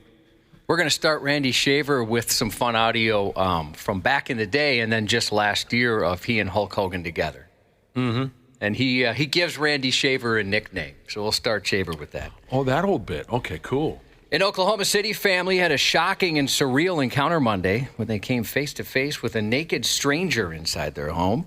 It all unfolded around 6 p.m., starting right in their living room. As soon as the family spotted the intruder with a disagreeable deficiency of clothing, he took out of a back door and leapt straight into a neighborhood pond. The homeowner said it was unlike anything he'd ever experienced. I was ready to receive my son and my mom coming home from martial arts class. By the time I opened the front door, the back door was being opened by the big, fat, naked, crazy guy. I hope I'm never described that way. Did they have to whoop this guy's ass? Well, they threatened him, certainly. He was described as about 6'2" and over 400 pounds. Oh, no. Buckets. The family armed themselves. They confronted the man and told him to get out, which he did, but weirdly, he scurried naked out the door, made a beeline through the backyard, and leapt straight into a pond that, according to the homeowner, is full of snakes. Anytime a big, gigantic, naked man comes into your house unwanted, the de-escalation is pretty quick. Then I saw one of the strangest things I've ever seen is following somebody out of your own house into a lake that you're not supposed to be swimming in, full of snakes. The man stayed in the water for about an hour until police were finally able to talk him out. Snakes didn't get him? No, sounds that way, at least. The homeowner had this piece of advice for others. Stay aware that every place in 2025 you got some crazy. Yeah, he's got a point. I'll tell you what, finally we got news audio from a citizen, and he wasn't trying too hard to make it to YouTube. He was just his natural self, and he knocked it out of the park, didn't he, Josh? He did. Yeah, I agree. It didn't seem like he was putting that on. It's just who he is. Police said the naked and now wet man was definitely under the influence. His mom was on her way home from martial arts class. Well, I think the mom was driving the kid. His kid home. Maybe it was the opposite. Maybe the kid was driving the mom home. I mean, we know a lot about each other, Josh, but maybe just because I've never asked, I don't know the answer. Is your mother into martial arts? Oh, she has her own dojo. Does she? Yeah. It's not surprising at all. What's it called? Sue's Dojo? Yes. Yeah. No mercy over there. No mercy, no pain. Yeah, she's got some rules. Sweep the leg, all of that. A 36-year-old nut job who took 2 stolen boats on a naked joyride at a Manhattan marine over the weekend pulled off an equally strange escape this week, this time disguised in a lab coat. Stephen Blissetti made waves and headlined Saturday when he climbed aboard a small sailboat about noon, completely naked, shortly after being kicked out of the marina for acting erratically. Before staff could stop him, he was already sailing off nude into the Hudson River, his dinghy in full view. Aside from the glaring lack of proper boating attire, police say he was also high on meth during his nautical nudity. High on meth. After being fished out of the river, he was taken into custody by NYPD's Harbor Unit and brought to Columbia University Irvine Medical Center. But the unclothed captain's bizarre voyage wasn't over. Just days later, about 6:30 a.m. on Wednesday, he pulled off an unlikely escape, slipping out of the hospital dressed in a lab coat, blue hospital pants and socks, but no shoes. Now shoeless and clueless, he managed to escape for a pretty embarrassing reason. 36-year-old Stephen Blissetti slipped out of his handcuffs this morning when the police officer watching him fell asleep. Security cameras captured Blissetti putting on a doctor's jacket before he slipped out of New York Presbyterian Hospital in Washington Heights. Oh, I'd hate myself. Oh, that cop's getting all level of hell. Why might a person fall asleep, Nick? I'm sorry? Why might a person fall asleep? Maybe it's the same reason they would turn down concert tickets. Oh, God. Because they're just so tired. They just get so tired. I get so tired. I get so tired. Inside joke, sort of. Well, we've shared it on the radio before. Josh and I met a 15, 16-year-old kid at a radio promotion 20 years ago, and he won tickets to go see a big show. Yeah. I don't know who it was. Was it even like Metallica? It was a huge Metallica or show. Black Sabbath or AC/DC or something. It was a really big band. And the kid won. He was this little nerdy kid with thick glasses. He kind of reminded me of Kyle's cousin Kyle from South Park. Right? He was awesome. He was really fun to hang So out friendly with. and fun. And we said, hey, dude, you won. I can't go. You can't go to the concert? No. Why? Well, what time does it start? Concert We said, time? well, probably 9 or 9. Oh, no. Give them to somebody else. We said, well, what's the problem? I get so tired. We said, okay, bro. So cute. Yeah. Oh, man. I wonder what he's up to. He's probably sleeping. He's sleeping right now. I bet that kid is doing something big. I agree. Because he was smart. He was funny. He was 100% himself. Yeah, he came up with like Chat GPT or something. Didn't come off, nervous or awkward like a typical kid would. I bet he's running some company right now and doing it well. This guy wasn't exactly an unfamiliar face to police. He's racked up a regatta of recent run-ins with the law. At least 73 prior cases with the NYPD alone. Why is he walking around, but maybe he just keeps escaping. Now that cop that gets so tired, he's been suspended without pay. That sucks. A 22-year-old and his 43-year-old mother were arrested last week after a coin-op crime spree. Jose Suarez is accused of robbing a Fort Myers arcade at gunpoint while his mommy acted as his getaway driver, which must make it darn near impossible to score some street cred amongst your fellow miscreants. Robbing an arcade. An arcade, yeah. What is this, 1982? Suarez entered King's World Arcade last Friday holding a cashier at gunpoint. Footage showed him running out of the arcade with an undisclosed amount of cash, leapfrogging through traffic, hopping on flowing logs, and then jumping over a barrel into a RAV4 with his mom behind the wheel, hoping to outrun investigators. This lady said the possibility of a robbery would keep her away from ever working at an arcade. Kind of scary, I would be scared working at an arcade. The mother-son robbery rampage didn't last long. Police found their vehicle using DOT footage and license plate reader data making it game over for the odd family outing. In addition to other evidence pointing to them as suspects, detectives said the mom and son duo had a BB gun with them that resembled the weapon used in that robbery. Jesus. I wouldn't have went for the cash. I would have went for those prizes that you can never win. Oh, yeah. Well, you win. Take like 10,000. No, the ones that take like 10,000 tickets or tokens to get. I can't. It's been so long. What's the top prize at your typical arcade? Like a beer sign or something? Nowadays they have like PS5s and stuff. Oh, I was just thinking about those huge stuffed animals. That's what I want. All you get when you put those big giant stuffed animals in your house, you know what you get from that, Ashley? What? Mice. You're probably right. Yeah.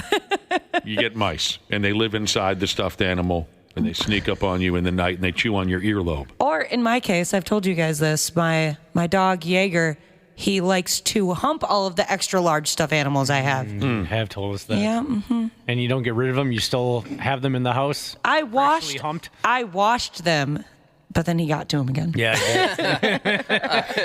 Hey, she cleaned them up for me. She must really want me to go to town. In theaters this week, the Fantastic Four First Steps. Mr. Fantastic, Invisible Woman, Human Torch, and The Thing are back.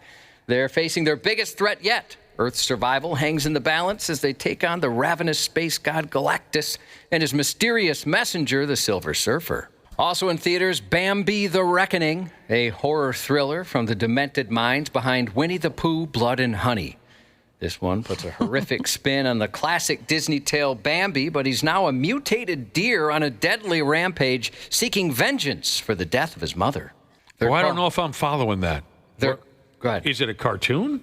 No, I don't believe so, no. Bambi the Reckoning. I'll definitely watch this. Yeah, because you watched the Winnie the Pooh one, right? Yes, and it was so good. Didn't you actively seek it out by going to the theater, or wasn't you just saw it on your television? Yeah, we went to the theater. It's great, and it cracks me up every time I think about it. So, Marvel has the MCU, the Marvel Universe. They're calling this the fourth movie in the Pooniverse. Come on. I can't get enough of this. Pooh, the Pooniverse, Bambi the Reckoning. And after 30 years, Adam Sandler returns as the short-tempered, aspiring hockey player who takes his impressive slap shot to the golf course in Happy Gilmore 2, now on Netflix. Yes. Several core actors will be back, including Julie Bowen, Ben Stiller, Christopher McDonald, who'll reprise his role as the arrogant Shooter McGavin. Notable cameos include John Daly, Paige Spiranak, Rory McIlroy, Scotty Scheffler, Randy Shavler, Brooks Koepka, and more. And it was 45 years ago on this day in 1980, the original beloved golf comedy, Caddyshack, made its theatrical debut. F me. Is that right? That's right. That's outstanding.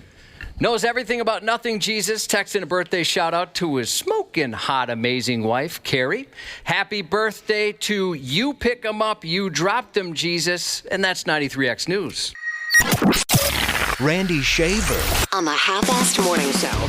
Hulk Hogan in the cage tonight. The winner is the first one over the cage. Hulk, what's it going to come down to in this thing today? Well, you know what's so funny about the whole situation, Reckless Randy, is the fact that there are a lot of Hulkamaniacs in the Twin Cities, but there's only two dudes that I know that hold the microphone so graciously. My main man, Mean Gene, and Reckless Randy. Hulk Hogan, live at the Met Sports Center. Thanks, Hulk. This thing's big in your head, man. Look at that. Thanks, Hulk. Yo, Maniacs. Hulk Hogan here, the greatest of all time. And I want to give a special shout-out to my number one Hulkamaniac, Reckless Randy, brother. I can't believe it's been so long. I can't believe you put your time in. You've worked so hard. The Twin Cities loves you, brother. Congratulations on your retirement. We love you, Randy. Wow. Randy Shaver. Wow. There you were, is how I should say it. Yeah. 40-some years ago, cutting a promo with the now late Hulk Hogan. Yeah, I was actually in the ring with him for a live interview. And then at the Met Center, we piggybacked that audio with when you retired. It just so happened to coincide with around the same time Hulk Hogan was here in town, right, Josh? Yeah, for his beer promo. Isn't that what you were talking about, Randy? And he wished you well in your retirement also. Yeah, Lou Goose, who works at our station, was covering the story that day, and Lou talked Hulk into doing some sort of impromptu retirement thing, and that was what happened. That was good. Hulk knew how to cut a promo. He did. He was really good, yeah. Janel Klein is here also. Hi, Janel. Good morning, good morning. So we've been talking about Hulk Hogan. Yeah. Quite a bit this morning. Yep. You remember that day back in, 83, 84, when you and Hulk were hanging out at the Met Center together? It was probably more like 85, 86. Okay, sure. It was at the Met Center. It was a cage match that was happening at the Met Center. So I had 2 live guests. I went live at 5 o'clock and 6 o'clock on a Saturday. Hulk went live with me at 5, and Mad Dog Vachon went live with me at 6. Man, going live with wrestlers in the 80s, that was a risk. It was risky. Yep. Especially in that cage, it was, obviously to get Hulk was amazing. So, yeah, it was fun. But, and Fox 9 had an article yesterday detailing the time that Hogan spent here in the Twin Cities. Yeah, he's from here, right? Well, no, he's not from here. He's a Florida guy. I thought he was a Minneapolis guy, though. No, but he spent some time here working for Vern Gagne. Okay. Well, I knew that, but I thought maybe he was from here. He was, as far as I remember, I know he wasn't born here, but just to be specific, wasn't the man born in Florida? I thought so. Okay. He was born in Georgia. Georgia. Yeah. Okay. He came up in the wrestling business in Florida. He goes off to work for Vincent Kennedy McMahon. He actually got canned by the WWF because he played the role of Thunder Lips in Rocky III. Yeah, McMahon didn't want him to take the role. And so that's kind of when he came here, right? After getting fired, he became more prominent here. Here he comes to Vern Gagne's stable, the AWA, and of course, older wrestling fans like myself, we have very vivid memories of Hulk's time here in town. Well, with Mean Gene, those were the best, right? And anytime Mean Gene can be mixed into the conversation, of course. It was awesome. The late, great Mean Gene Okerlund, my God. He was just the greatest, one of the greatest personalities that wrestling has ever seen. He added so much to that experience. Anyway, Hulk, in this article, and a lot of this was taken from his visit to the Twin Cities a year ago when we were lucky enough to have him in studio. And like Randy said, he cut that promo for Randy's retirement. Hulk, during that time, said he loved it here.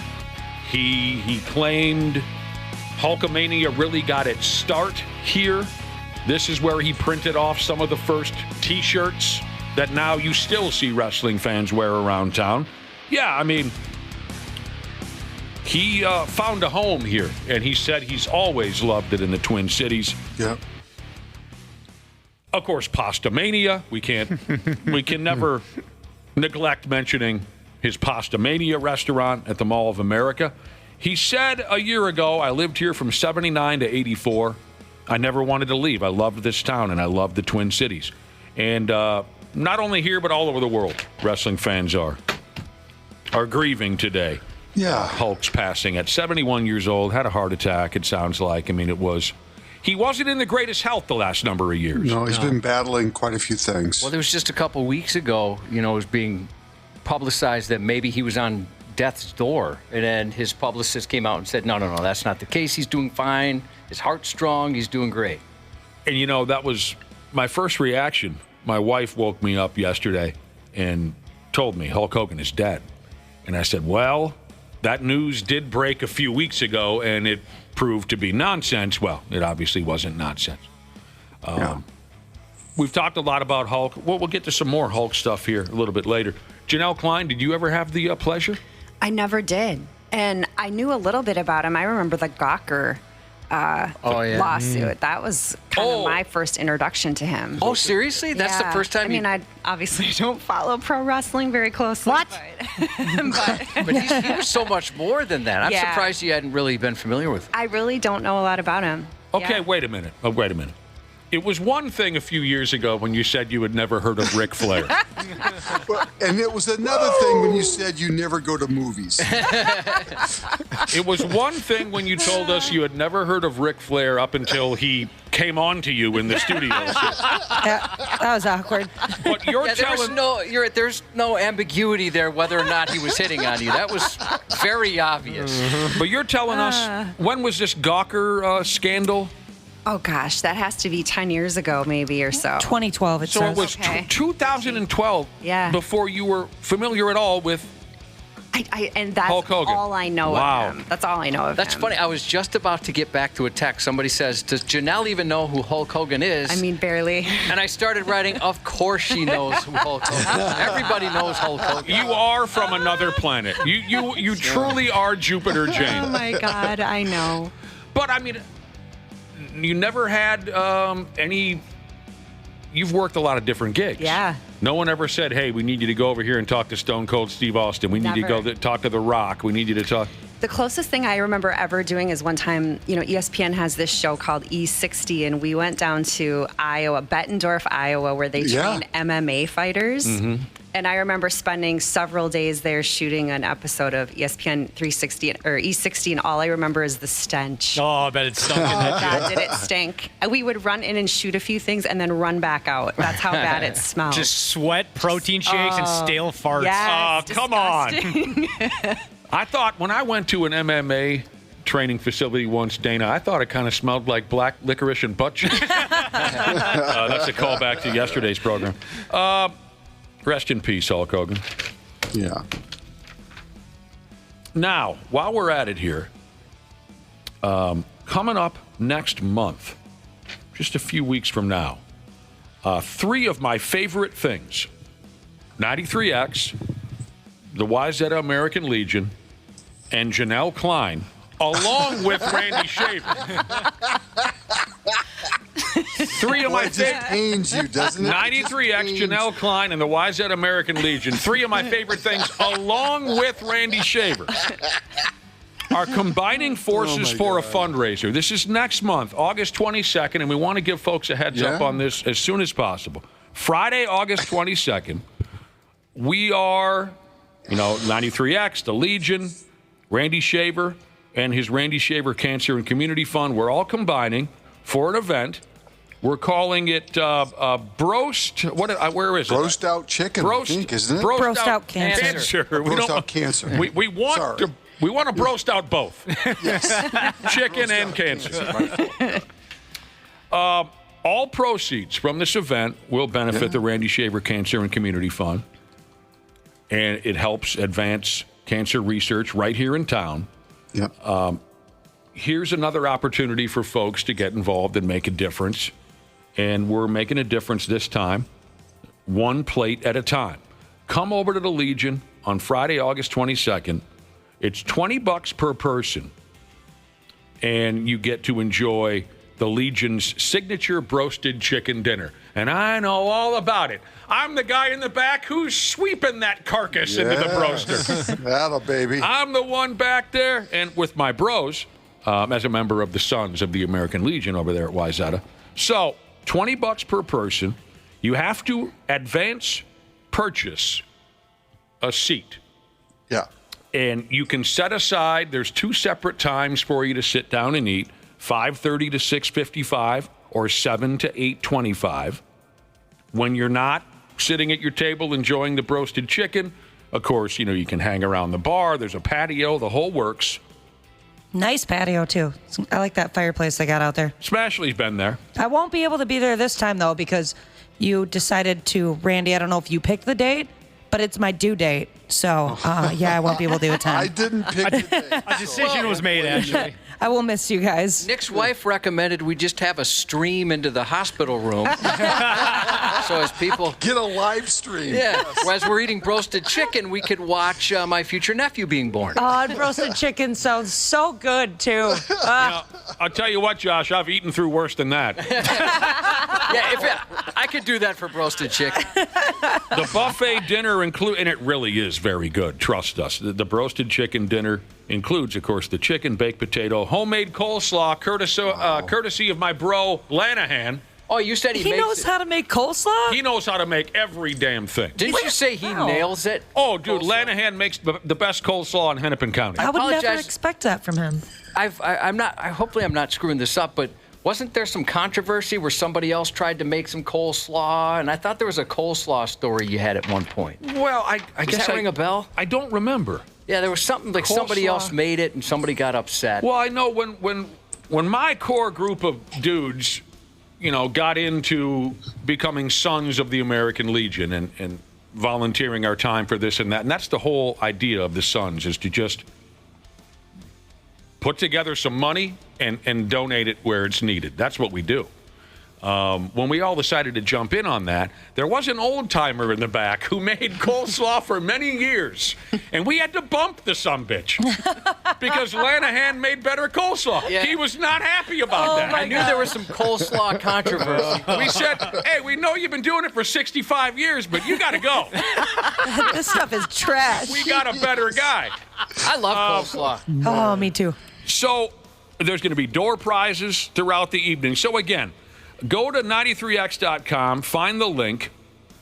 Broast Out Cancer is the event, Friday, August 22nd. You got to buy yourself a ticket ahead of time, and there'll be 2 separate shifts when it comes to sitting down and having a meal, 5:30 to 6:55, and then another from 7 to 8:25. You got to reserve a spot, and we'll raise some money and have some laughs. Looking forward to it. Yeah. Janel will be there. We're going to try to drag, we'll try to drag Dr. P, Dr. Andrew, whoever we can. Are you going to school some people in 3-ball, Nick? Well, I suppose I could. I would love that. My hands are a little greasy when I'm done making the chicken, but I suppose I could. We could shoot some pool, whatever you want to do. But this is our next move. We love getting involved with Randy's charity and trying to make something happen. So, Ashley, I appreciate that. Well, of course. If people were willing to donate some money, would you have the child there at the American Legion? I'm in. Like if it's everybody has to pay a cover fee at the door. You're handed an umbrella and a seat to watch this happen. I could probably do that. Maybe, Josh, what you do is set up a separate room with like a curtain, and people pay money to go behind the curtain. Oh, my God. Instead of a peep show, it's me giving birth. Yeah, you know what? This is sounding more creepy than I had intended. I thought all of it would just be us excited to welcome a new member of the Brotherhood, but you're right. Oh, yeah. Because I was just picturing weird. I was picturing myself standing there just taking cash from dudes. Walking in there. All right, we'll have to figure something else out. We'd be charging more for them to be, like, below my shoulders.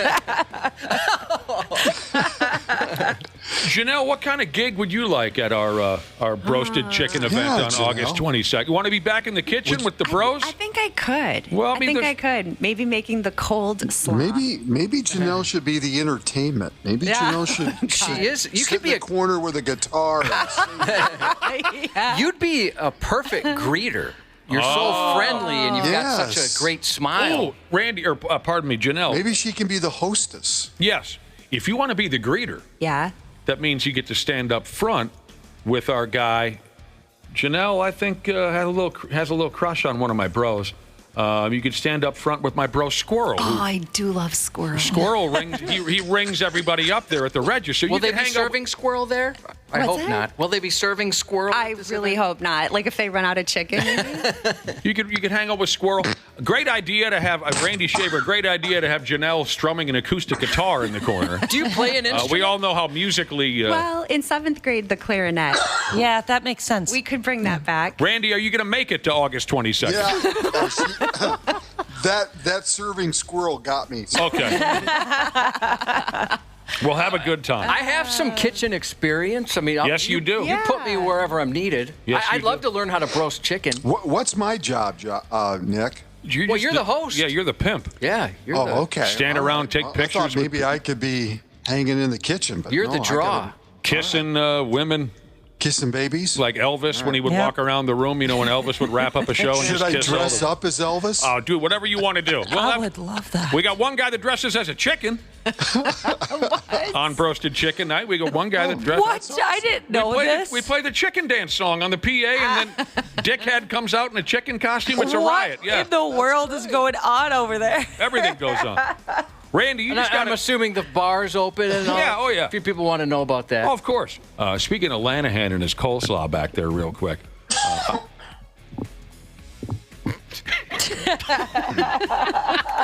Sorry. I always got a kick out of this. It was maybe you had to be there, but you're making food for a lot of people, right? And not everybody's going to be pleased. That's just how it is. Oh, this is wrong or that is wrong. Whatever. We're doing our best. We're cooking for a lot of people. Not everyone's going to be happy. But trust me, this stuff is great. I always got a kick out of this. There was always this one waitress who would come into the kitchen while we're making all the food on Broasted Chicken Nights, and she'd say to Lanahan, well, there's a woman in the back who thought the coleslaw was a little runny. And then the next time around, the same waitress would come in and say, Lanahan, there's a man who says the coleslaw could use a little more cabbage. What? And finally, Lanahan said, Louise, if 30 people aren't happy with it, then come talk to me. You know what I mean?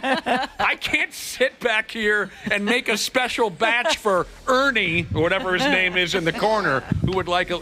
Anyway. Are the regulars going to be cool with this? Does people have to run it by them? Are they all right with a bunch of new folks? It's a special occasion, They'll Josh. be okay with it? It's a special occasion. Randy, are you going to be okay? What's happening over there? No, I'm okay. I just, I was drinking something, as you said, the squirrel. Yeah. And I got it down the wrong pipe. Okay. That's hard to recover But then for a from. minute there, it sounded like you were running outside with your microphone. Yeah, it was very windy. I took my headset off so I wouldn't cough into the mic. Okay. That's probably what you heard. But the squirrel got me, so that's... Sure. People are wondering, how do you get the nickname Squirrel? Is there a story behind it? Yeah, when we were all up at St. Cloud State, he had this just disgusting mullet that looked like a squirrel tail hanging out the back of his hat. Simple as that. So we started calling him Squirrel.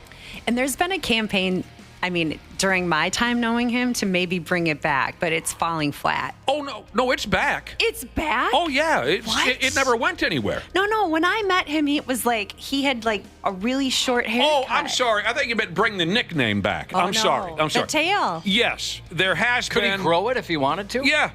Yeah, he's not going to do that. I would love to see it, too. But unless he's going to be in a Billy Ray Cyrus tribute band, there's no other reason for him to... sounds like no one remembers what Billy Ray Cyrus is. No, I do. Okay. Anyway, back to Hulk Hogan's passing real quick. In the movie Rocky III, which we discussed a few minutes ago, it was the ultimate male versus the ultimate meatball. As Hulk Hogan's character in the movie Thunder Lips faced Sylvester Stallone's character, of course, Rocky Balboa, in a wrestler versus boxer exhibition match. I'm going to break him in half like this. That's the line I remember that Hogan has in the movie Thunder Lips.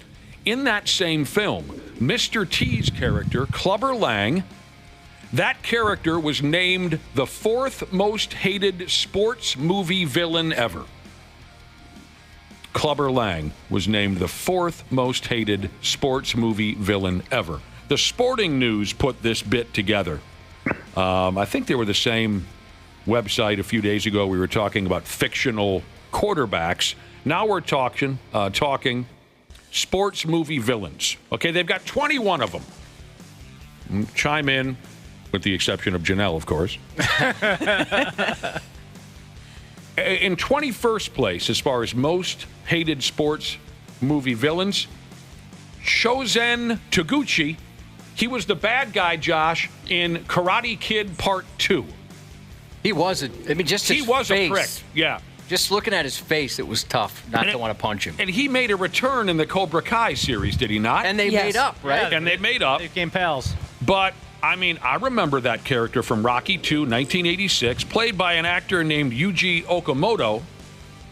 I'll tell you, when I watch Rocky Pardon me. Karate Kid 2 for the first time. I did not think that Daniel LaRusso stood a chance. I didn't either. But he came up with that windmill punch gimmick. Yeah. When they were fighting to the death on that raft at that Okinawan beer party. Daniel came up with that, and it was a fight to the death, but it didn't actually turn out. One of the worst endings in movie history. Karate Kid Part 2. You remember the final scene, what I'm talking about? No. Daniel LaRusso has the bad guy on his back. It's a fight to the death, okay? Oh, yeah. Is it the honk? Yes. Yeah. Yes, okay, the honk, yeah. And Daniel LaRusso says, live or die, man. And the bad guy says, die. And LaRusso says, wrong. And he grabs his nose and goes, honk. So stupid. Are you serious? I am serious. It was great. All right, the 20th. Gosh. The 20th most hated sports movie villain ever. A character named Roy Stalin, Josh. The bad guy skier from Better Off Dead. Starring, what was his name? John Cusack. John Cusack. I like that movie. No one knows what we're talking about. The Beast I from still throw out that I want my $2 every once in a while. Number 19, Spike Hammersmith, Little Giants Never Saw It. Oh, Spike, yeah, he was a bad guy. Yep. 18, The Beast, which is a dog from The Sandlot, never saw it. I always loved him. Hercules. 17 deserves to be much higher on this list. Back to the Karate Kid, Johnny Effin Lawrence. Yeah. Come on. Although we've learned that through time that Danny LaRusso was the villain in the original Karate. Sure, yeah. Because he stole the girlfriend and the whole... I've never seen the original movies. I just watched the Cobra Kai thing. And Fair enough. I absolutely hate Daniel. He's awful. I hate him. He's a terrible person. He's a lot different than he was in the movies. A lot of folks are on the offense about it, Ashley. 16, sports movie villains. Ogie Oglethorpe from Slapshot, 1977. He did have a very trying rookie season. With the litigation, the notoriety, his subsequent deportation to Canada, and that country's refusal to accept him.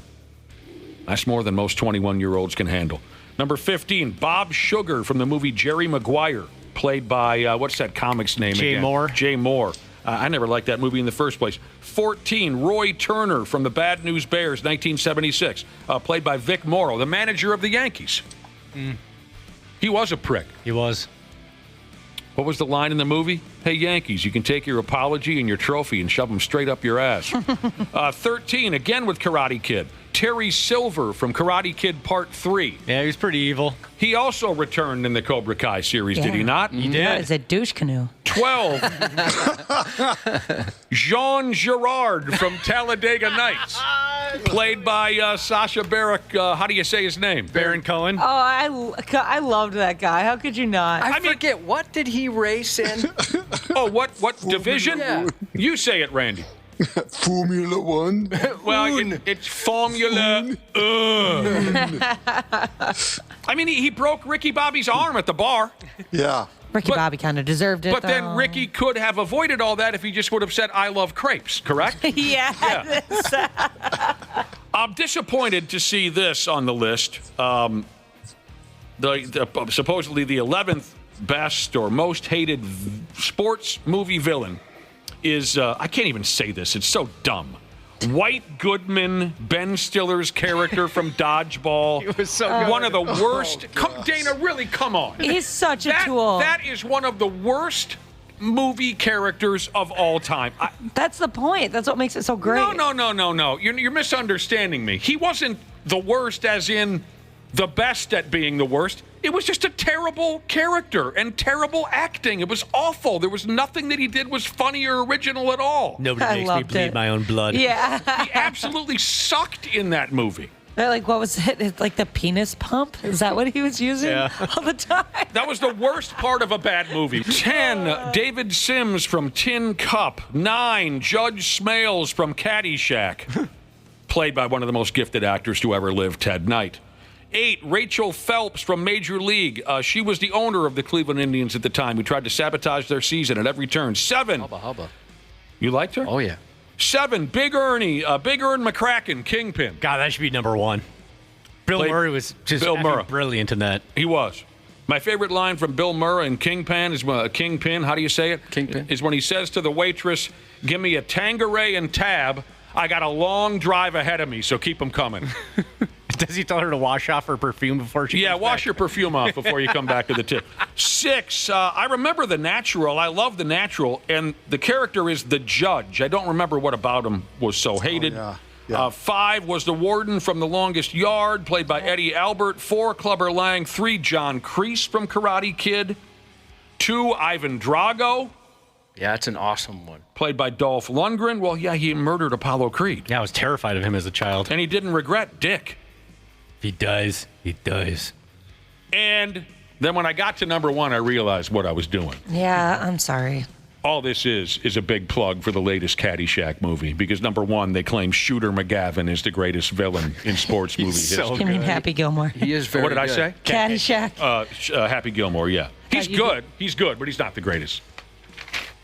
Yeah, I mean, he got under my nerves, but also I kind of understand where he was coming from. Like, here comes this dude that, plays golf with a hockey stick? That'd be pretty infuriating for me, too. And he's great in the second one. He's got no etiquette, no course etiquette whatsoever. Wait, you've already seen it? I already seen it, yeah. Did you wake up at midnight or something? I woke up and I had to go to the bathroom about like 1:45, and it said, hey, it comes out at 2 o'clock. I'm just going to stay up and watch it. Wow, when you told me that you saw it already, I figured you went to like a private screening. No.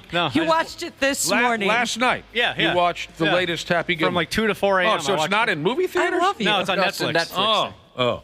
And okay, so what did you say? You liked it? You didn't like it? Oh, it was. I mean, here's the thing. You like Dodgeball and the character White Goodman, so I don't know how far I can take your taste in movies, but what'd you think? It was stupid, self-indulgent, filled with cameos that were some unnecessary, tons of callbacks. And I loved every second of it. Every second of it. A few people have texted in saying they've watched it already and that it's awesome. Shooter especially was great. If you like Happy Gilmore, you're gonna love Happy Gilmore too. It's that. If you didn't like Happy Gilmore, Nick, there's gonna be nothing in it for you. Well, I'm not gonna watch it. I wouldn't watch it if you put a gun to my head. Right. But no, I absolutely loved it. And Bad Bunny, who I didn't know what a Bad Bunny was until I watched the movie last night, or I guess this morning. He's a rapper. Yeah. And he is fantastic. He plays the new caddy, and he is hilarious. Okay. That was kind of my big surprise, because, you kind of knew what you were expecting, with Shooter and Happy. I didn't expect Bad Bunny to have me laughing my ass off at 3 in the morning. I didn't know Bad Bunny could wrestle, but then he wrestled a number of years ago, and he's pretty good at that. I heard he was good at that, too. I didn't see him. Yeah, he was. Twins are at home this weekend against the damn Washington Nationals. On August 8th, Joey Chestnut is coming to town to eat hot dogs at the Saints ball game. Oh, fun. He's going to be eating hot dogs against a competitive eater from here in town named Bandana Eats. Has anyone heard of this character? Never. No, never. No. They're going to be, the two of them are going to be competing, I guess. August 8th, Twins, not Twins, Saints game. They're going to be taking on a 6-foot, 10,000-calorie hot dog. 6 foot long, did I say that correct? 10,000 calorie hot dog. Yep. Okay. If you want to meet him, like the meet and greet packages are pretty cheap, $30. If I want to meet Joey Chestnut? If somebody wants to go hang out with him for a meet. Oh, that hot dog doesn't look... Oh, gosh, that's going to hurt. I've seen videos of people attempting to take that thing down, and they fail miserably. Where's the hot dog? Is it all bun? Yeah, it's like loaded. No, it's a hot dog. It's like mozzarella sticks. There's like French fries in it, too. Oh. Yeah, jalapenos on top. Looks like there might be some pulled pork. What is this? This isn't a hot dog. Oh, my gosh, you're right. Is it like chicken nuggets on there, too? Well, it's a 6-footer. Holy heck. It's over 23 pounds. Oh, my God. Lord. Yeah, you're right. Where is the hot dog? Where's the beef? Well, all right, that'll be something to see. And speaking of something to see, a Savannah Bananas player. This is just terrible. I could watch this a million times over. Guy. A Savannah Bananas player by the name of Robert Anthony Cruz absolutely ate on television yesterday, on live television, on CNN, while he was attempting a backflip. So he was invited to go speak to the folks on CNN. Savannah Bananas are hotter than hell right now. They're talking about the success of this ball club. and he tried to pull off one of the backflips that I guess he routinely nails on the baseball field, and I'm not kidding you, he smashed his face into the floor of that studio, and I guess he ended up getting some stitches, Josh, in his vent. Yeah, right in the vent. Wow. I don't know how It he was didn't get brutal. knocked out. Oh, Jesus. That, what you just saw there, is a brand new twist on America's favorite pastime. Can we hear the sound of the impact again? Yeah. Oh, Jesus. Right there. It did not go well. How dare Face he? to floor. How dare he do those to the reporters? I was- wouldn't be able to hold my laughter in. Oh my God. I mean, he may have been knocked temporarily goofy because when he sat up, he looked confused as to where he was and what he was doing there. Yeah, I wasn't sure if that was confusion or embarrassment. They're certainly a combination, but that was really bad. Had to get some stitches in his vent. But that was, in my opinion, as far as live television goes, that's right up there with the Grape Lady without the wailing and the pleading for help. That poor kid smashed his noggin. The grape lady, you mean, that was like stomping on grapes? Yeah. I forgot about that. Ready to try it? Yeah, sure. Oh, no. Disgusting. All right, you ready? Give us a 30-second time. Here we go. So what's the deal here?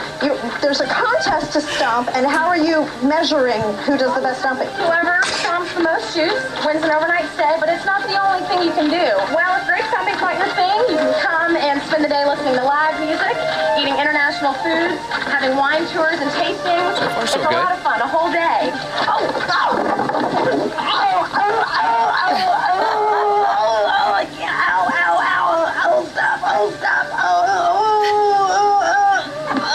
I can't breathe.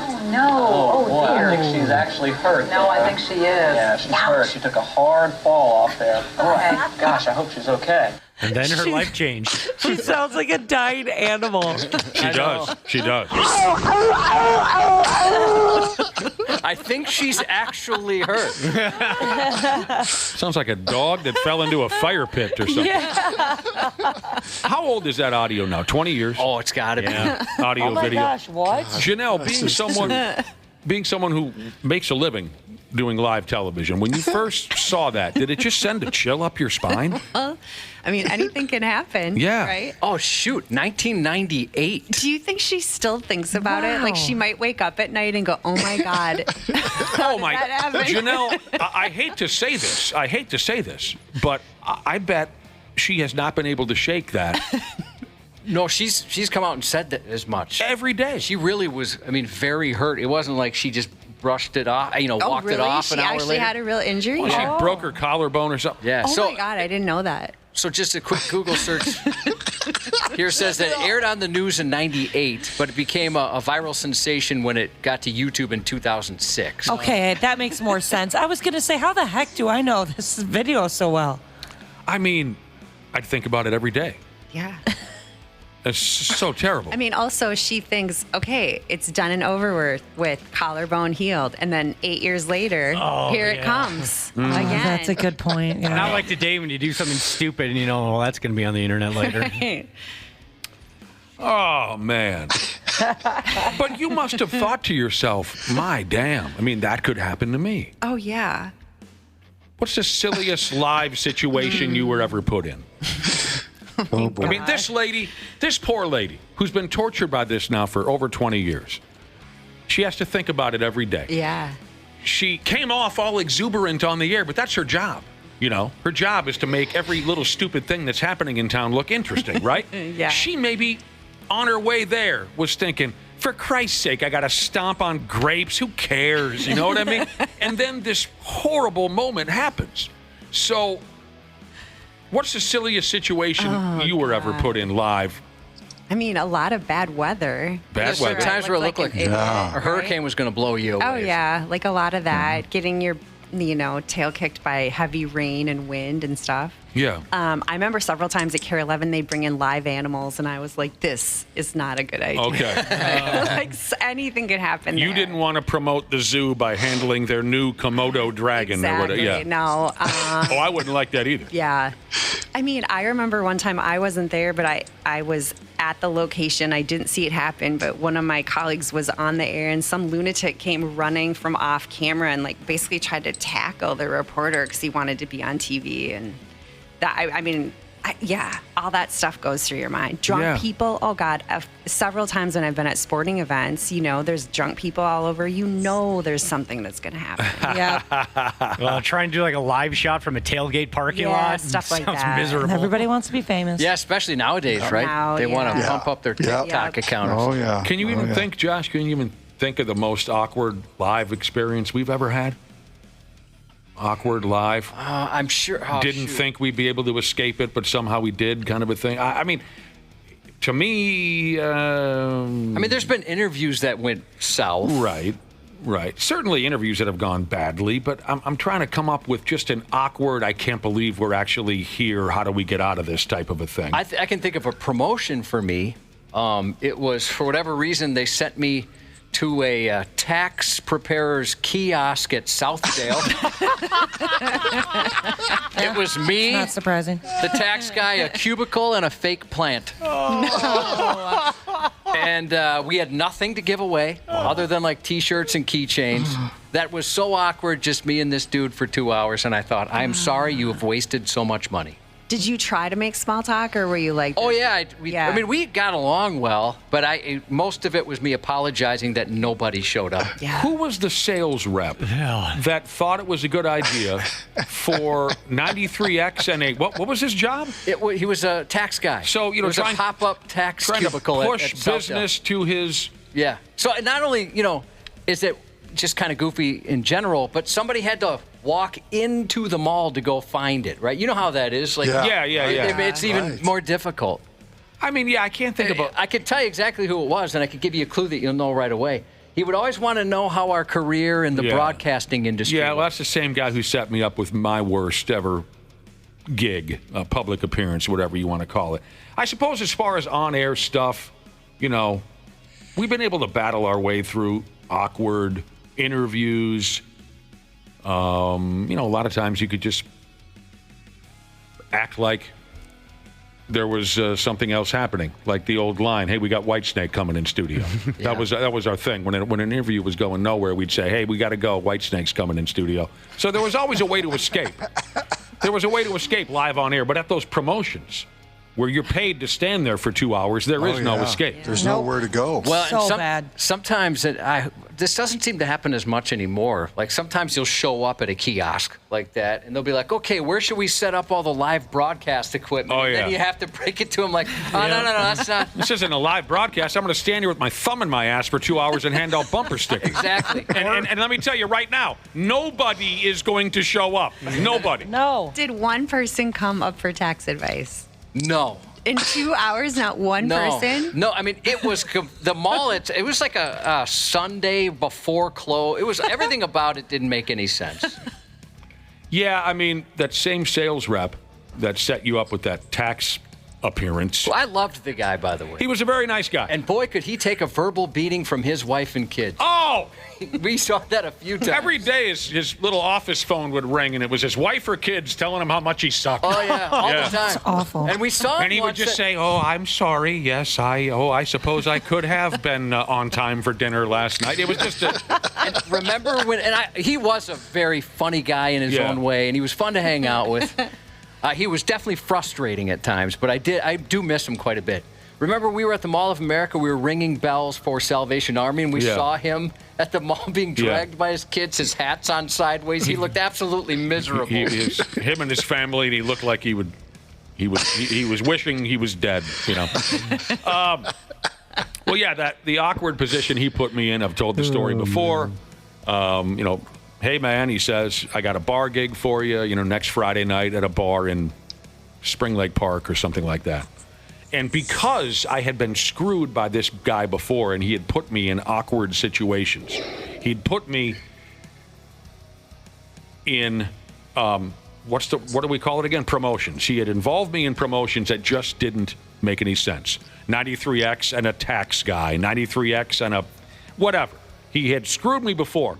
I looked into his eyes and I said, "Now you promise this is the kind of bar that we would appear at?" "Oh, yeah, they love 93X. It's going to be great." I took his word for it. I showed up, and it's a dinner theater. Yeah. Type of a scene. I walk in, nothing but old folks in their fanciest clothes, dimly lit, and they're eating soup and prime rib. And this is a 2-hour 93X promotion. I was told there was going to be live music. Oh, and by damn, there was. After only a brief period of time, a curtain opens on a little stage they had at this joint, and here are 3 older women in sequin dresses, sparkly, the whole works. There was not a live band. It was like live karaoke. Mm-hmm. There was music in the background, but these 3 women were professional singers. And they were older in the hills themselves with these glittery dresses, and they fire up the ooh-wah, ooh-wah, ooh-wah, why do fools fall in love? Why do birds? And I said to our promotions team, I said, pack up, we're out of here. At least you had something to watch. The same thing happened to me. It was just like a dude playing a piano at a really nice, fancy restaurant, and I thought, this is the stupidest place I've ever been. Hey, do you know Cowboys from Hell? There's been times where we thought our lives were in danger. A few concerts. Certainly, I know you had an incident, like doing an on-the-street thing where you thought you were going to be cut with a soup can or something like that. It's funny, we were just talking about this off-air this morning. My first ever promotion with the station was at a pop-up Deftones concert. They put on what do they call it, a guerrilla show. Sure. Back at the Dinkytown McDonald's when it used to be right over here on campus. And they're like, all right, new guy. The Drunk Dons. What's that? The Drunk Dons. Yeah, exactly. So they're performing, and I don't know, this is, we were in this building, so it must have been 2000. And so the word got out somehow, and they're like, all right, where should we put the new guy? What is he? Oh, he's 5'9", 140 pounds. Let's make him security. So I had to stand on the side stage and be security for this, and I thought, well, I'm dead. Yeah. Why would they put me in this spot? Bunch of acid rock fans, just bloodthirsty. And you mentioned Cowboys from Hell. Yeah. There was a Pantera show that nobody wanted us at. They tried to kill us in the van. There was a Warped tour, same exact thing. They tried to kill us in the van. So there's been a few spots. The story Josh was referencing where I was almost, true story, I almost had my throat slit by 2 homeless men who had sharpened an empty dog food can. And they were going to kill me. I can maybe save that for next week. It's a true story. They were going to kill me with a sharpened an empty can of dog food. And it wasn't your fault. It was not my... You were forced into a situation. Before we go, Randy Shaver, NFL season coming up. I was reading something this morning about the NFL's heaviest player. He plays for the Tampa Bay Buccaneers. His name is Desmond Watson. Watson? Is he related to Randy Watson? Of course he is. He's the grandnephew of Randy Watson, lead singer of Sexual Chocolate. Watson! Yes. How heavy, take a guess, Randy Shaver, unless you have this guy's card. This is the first time I've heard this. Take a guess at how heavy the current heaviest player is in the National Football League. I'll say 4 1/4. I was going to say like 380. This guy's 6'6", 4 1/4, 380? Yep. What's the game where you're eliminated? Higher, lower? Yeah, if you went too high. Is that The Price is Right? Yeah. None of you have gone too high. It's the closest without going over. That's how you win. This dude weighs 464 pounds. Oh my God. That's beefy. How is he all right? Must play defensive tackle. No, he's a safety. Yeah, he's on the line Summers. Yeah. What I have here about him is that he's not able to begin training camp yet with the Buccaneers because of his weight. They're worried about, look, you're just... Well, sure. I mean, that's... Yeah, he's got to have health problems because of that. I don't know. I don't know how bad a shape he is. It's just they say you got to lose a few pounds. But he weighs 464 pounds. Here's the other thing. Imagine if you are some 5'8", 185 running back, and you're running into the middle of the defensive line, and he falls on you. Someone's going to get broken in half. Yeah, you may not find you. You may be implanted in the ground. So that's 464. My goodness. Wow. At least is the last record I have on the man. I guess I don't really see people that big often, but he wears it well. Does he? Yeah. Well, he is 6'6". That is really surprising. So it like, does spread it out a little bit. it's not what I was thinking it was going to be. See you on Monday, Randy Shaver. See ya. The 93X Half-Assed Morning Show. 93X.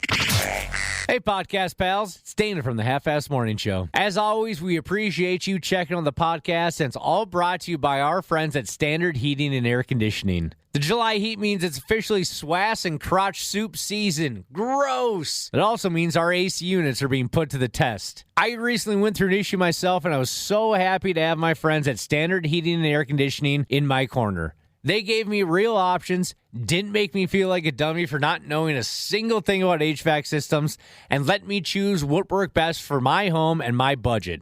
No pressure, just comfort my way. Enjoy the show, thanks for listening, and stay cool this summer with Standard. This episode is brought to you by Progressive Insurance. Do you ever think about switching insurance companies to see if you could save some cash? Progressive makes it easy. Just drop in some details about yourself and see if you're eligible to save money when you bundle your home and auto policies. The process only takes minutes, and it could mean hundreds more in your pocket. Visit Progressive.com after this episode to see if you could save. Progressive Casualty Insurance Company and Affiliates. Potential savings will vary. Not available in all states. Vince Colonnese is redefining news talk. Hi, I'm Vince Colonnese, host of the Vince Podcast. These conversations where we can air all of this out without the filters, without the censors, without people with judgment, that's how you get a healthy country. Adult, reasonable, sober conversations. That's all I want. In-depth interviews, live caller interactions, and a front row seat to the most important conversations of the day. That's why I'm so grateful that we get to do this every day. You are really the best damn audience in media. The Vince Show. Follow and listen on your favorite platform. And now, KARE 11's Janel Klein, sponsored by Luther Bloomington Kia. I'll tell you what, that guy's not making any of that up. Here we are, closing in on the end of another grueling work week. Welcome back to the 93X Half-Assed Morning Show. Janel Klein is here. You're still keeping it real, right, Janel? I'm trying. Yeah. Hell yeah. Forgive us, Janel. We need to take a minute here to get one of our listeners rolling here with something special. Hook one of our listeners up with something kind of sweet.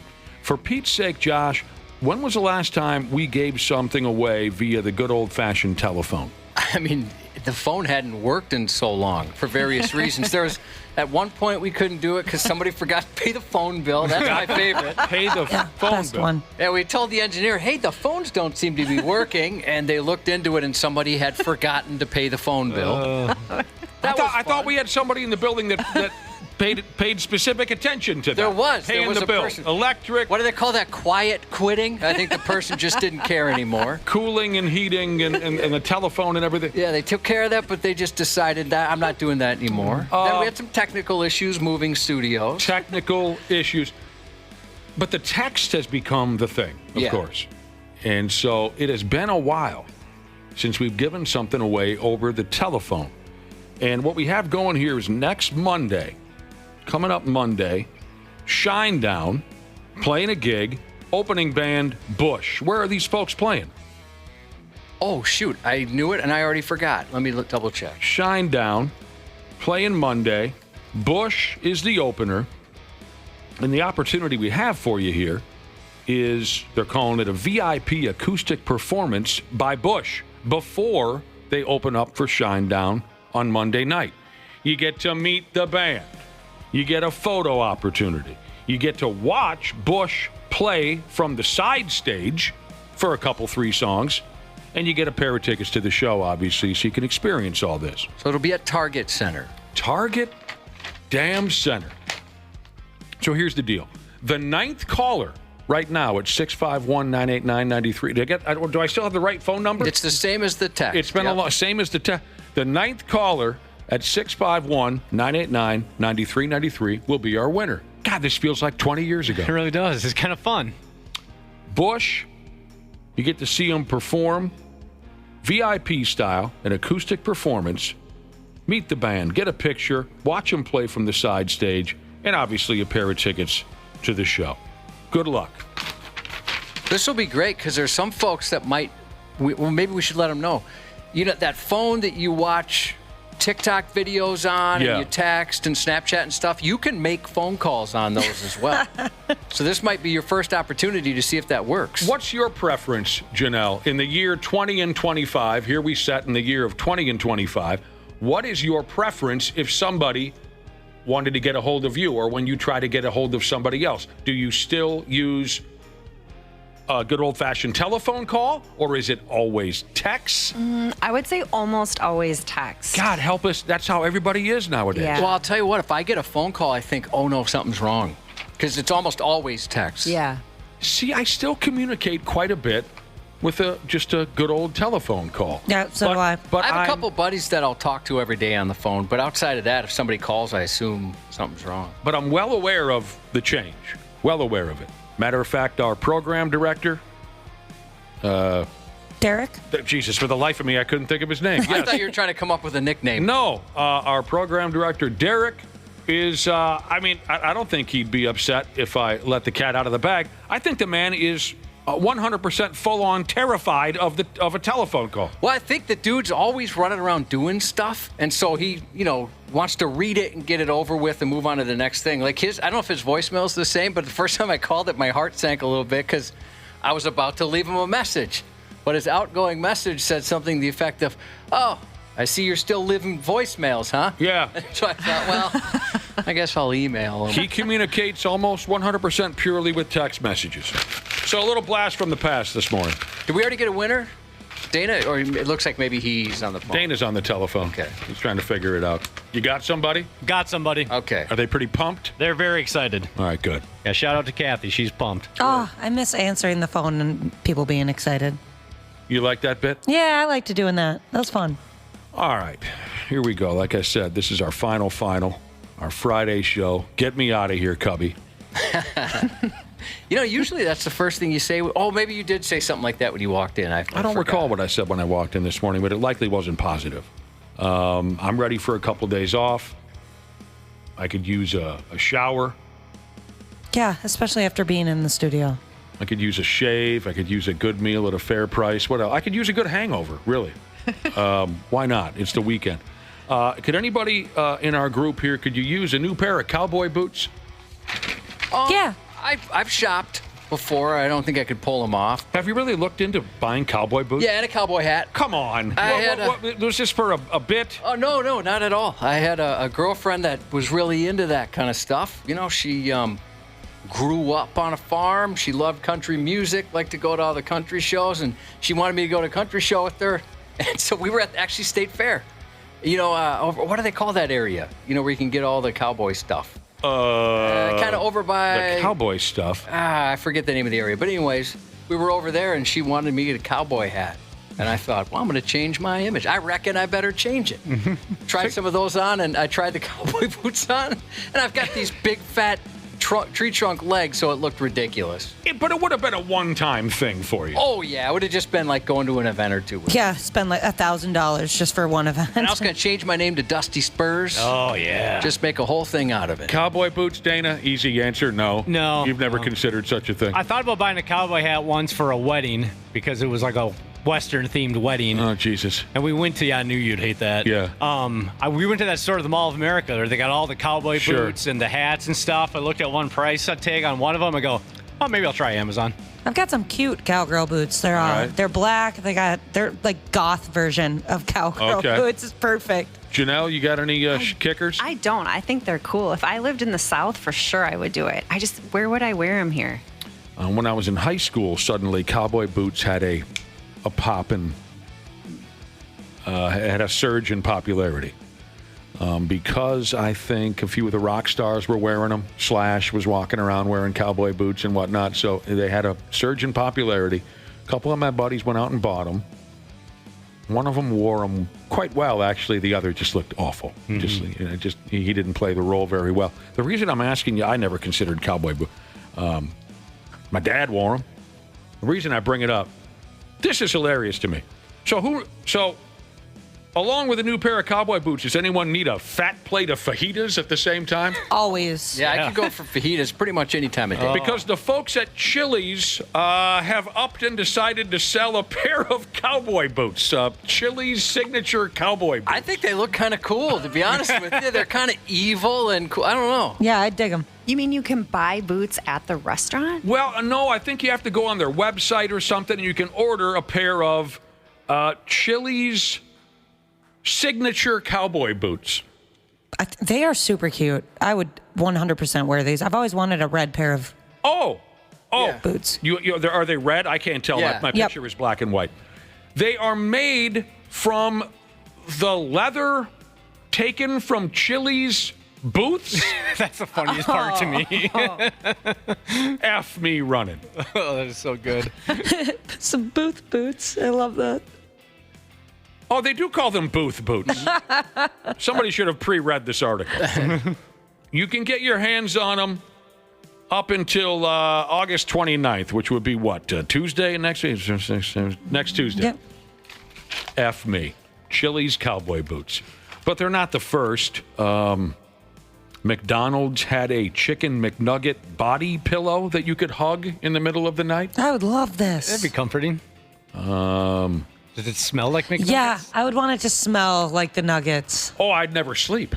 Yeah, that's a good point. I get too hungry, like, screwed, I'm going to McDonald's. I'd never sleep. Arby's sold cologne, which smelled like smoked meat. Is that going to draw you in, Janelle? No. When a guy smells like he just spent all day at a barbecue contest? That's drawing me in 100% of the time. Yeah, I'd probably go for that. I feel like dogs would be drawn to it. Oh, man. There's not a fly in town that wouldn't want to land on you. Dude. I love when people smell like a smoker. It's like you got the neighborhood dogs would chase you around like you've got a ham in your back pocket. I think, Chili's, so along with these boots, they also made belts. The booth belts. Oh, booth belts. Yeah. I could see getting something like I that. didn't know they also had belts.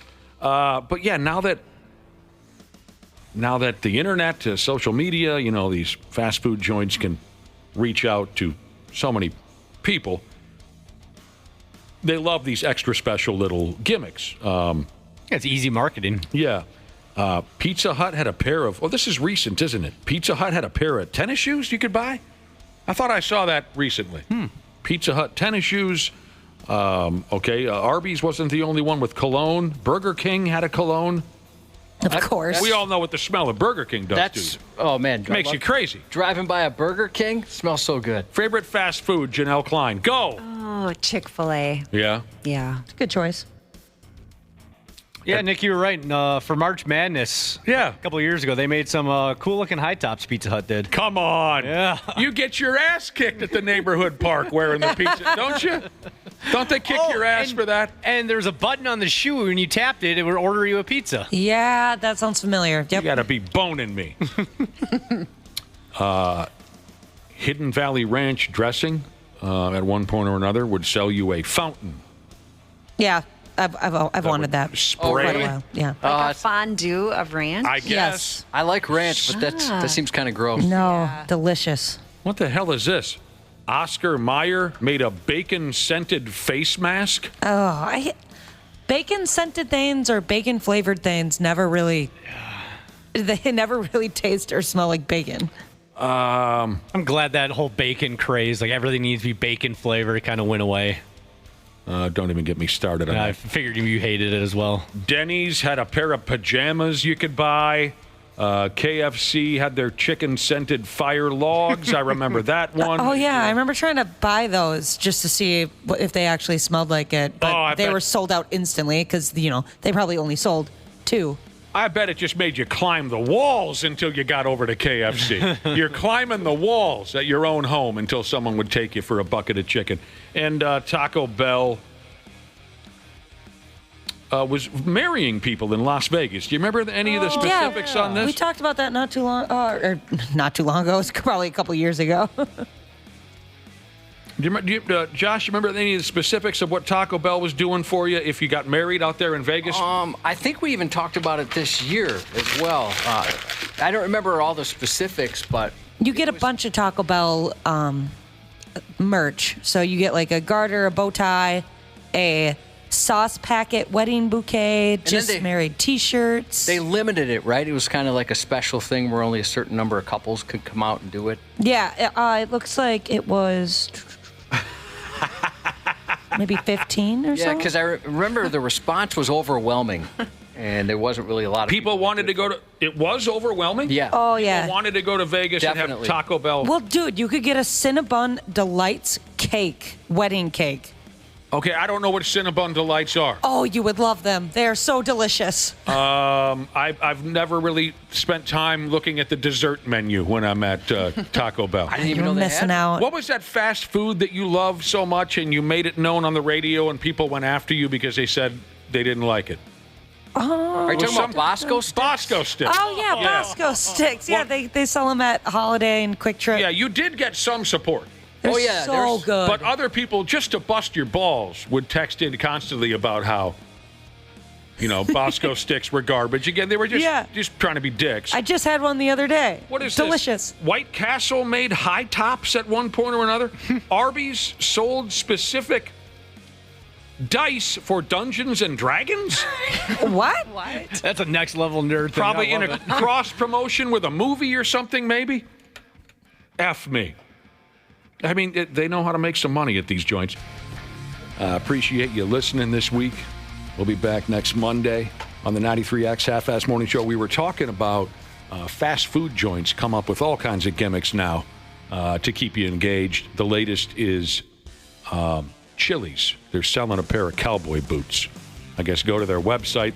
The boots are made from the leather taken from booths at Chili's. I wonder if one of those booths held your butt, Dana, when you broke up with that lady so long ago. When I dumped a girl at Chili's? Yeah, and then you started calling people ending relationships, taking them to Chili's. Yeah, when you get dumped or you dump somebody, it's called being taken to Chili's, or I'm going to take that person to Chili's, or I think I'm going to get taken to Chili's soon. Right. If you see the relationship ending. Have you ever heard that, Janel? I never have, and I Dana's can't. story? Did you really break up with someone at Chili's? I broke up with a girl at Chili's, Janel. Why would you do such a thing? It wasn't intentional. We did not go to Chili's with the intention of me breaking up with her. But things went south once you sat down? Things got south. She was very high maintenance. She's from a suburb in Minnesota that's known for being very extra and needing attention, if you catch my drift. Go Hornets. Yeah, and I just got fed up, and I just said, I can't do this. I'm done. I'm done.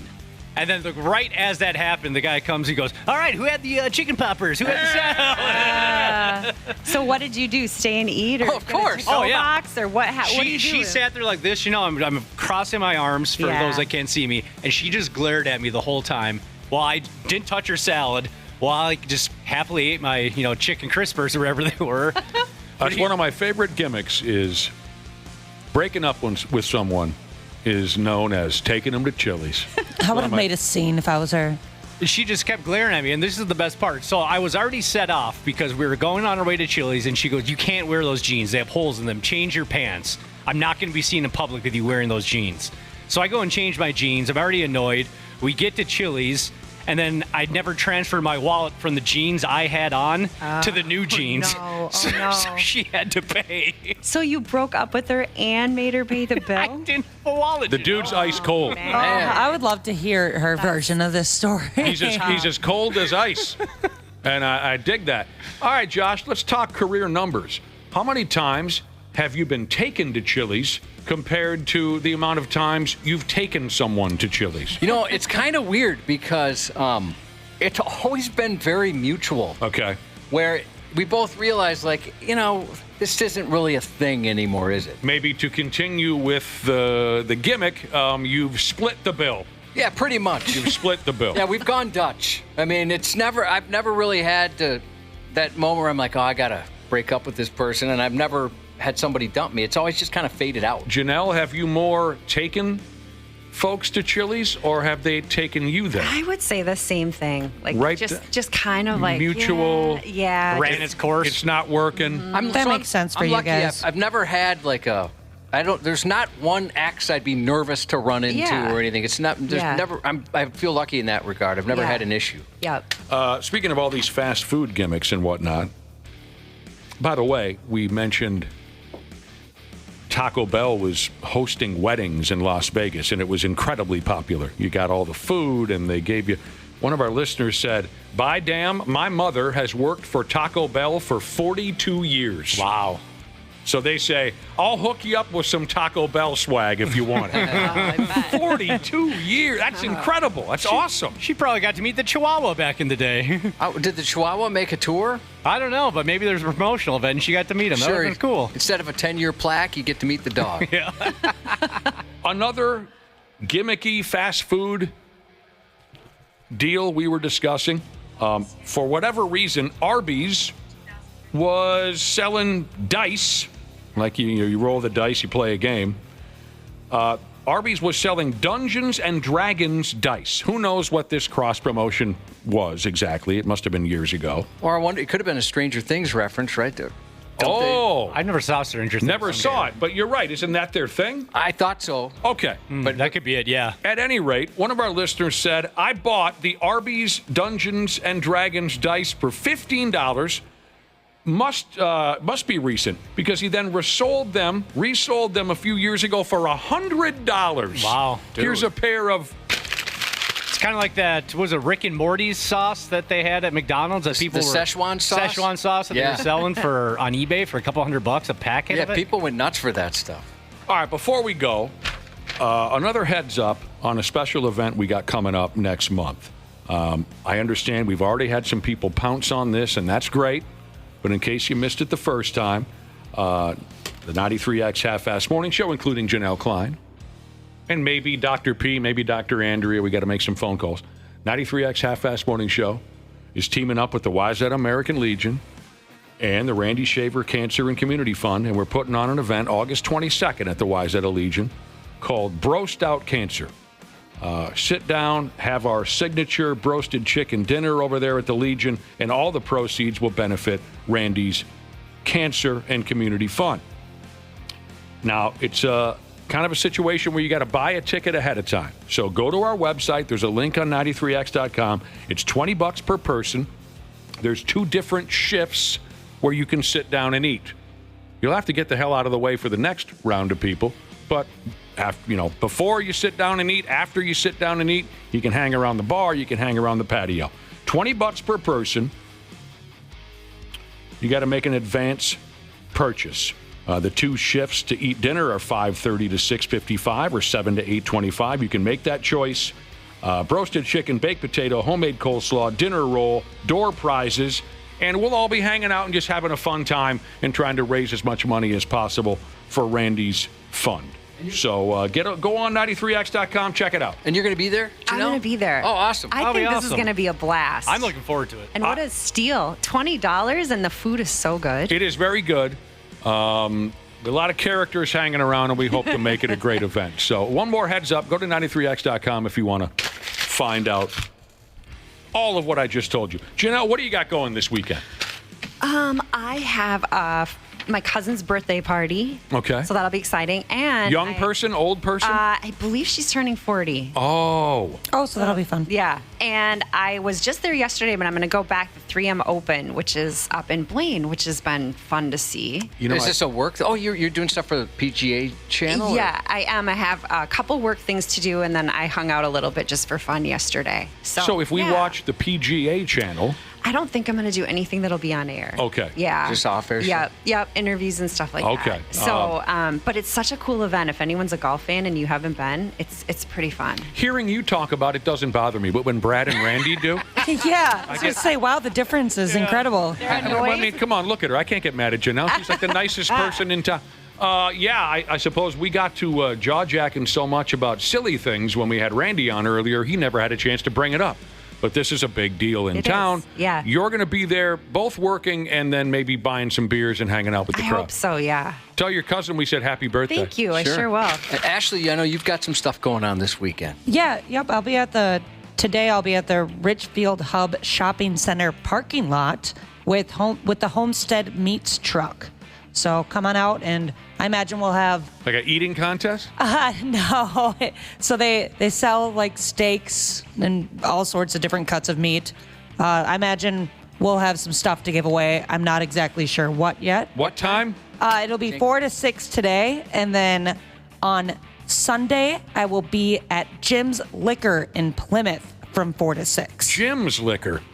Yeah. Good old Jimbo. Now we're talking. Where's that located? Do you know? It's in Plymouth. That's all I know. Okay, I was looking for specifics, but fair enough. Yeah, I'm sorry. I didn't get all that information yet, but yep. We can Google that. It happens. We'll figure it out. Yeah. You're that's going to be the youngest kid ever allowed into a liquor store when Ashley drags that baby in there. Oh, on not in Sunday. Plymouth. Oh. All right, Smash. Have fun this weekend. Have fun, everybody. Thanks, Janelle. Thanks, you guys. Congratulations to a 93X listener who, at 54 years old, just found out he's about to be a father for the very first time. That's Are you kidding me? That breaks a couple of records, I think, to be 54 and expecting a couple of my buddies. First time dad. Yeah, a couple of my buddies had their first children. I think one of them was 47, the other one was 48.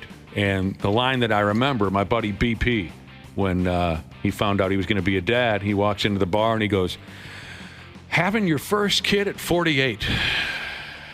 Why wouldn't you?" This guy, 54. Isn't that sweet, Janelle? I think that's pretty He's very excited. Good for him. Congrats. So our best to you and your new family.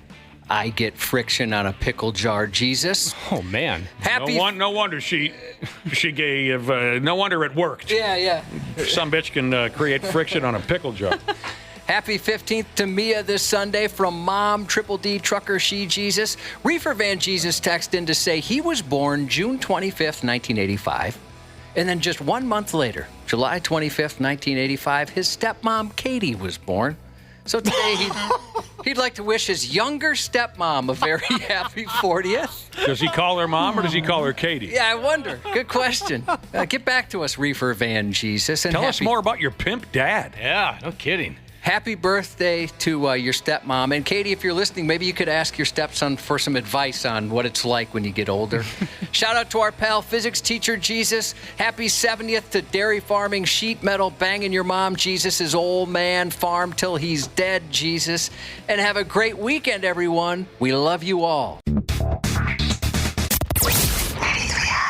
Hey, podcast pals. It's Dana from the Half-Ass Morning Show. As always, we appreciate you checking on the podcast, and it's all brought to you by our friends at Standard Heating and Air Conditioning. The July heat means it's officially swass and crotch soup season. Gross! It also means our AC units are being put to the test. I recently went through an issue myself, and I was so happy to have my friends at Standard Heating and Air Conditioning in my corner. They gave me real options, didn't make me feel like a dummy for not knowing a single thing about HVAC systems, and let me choose what worked best for my home and my budget.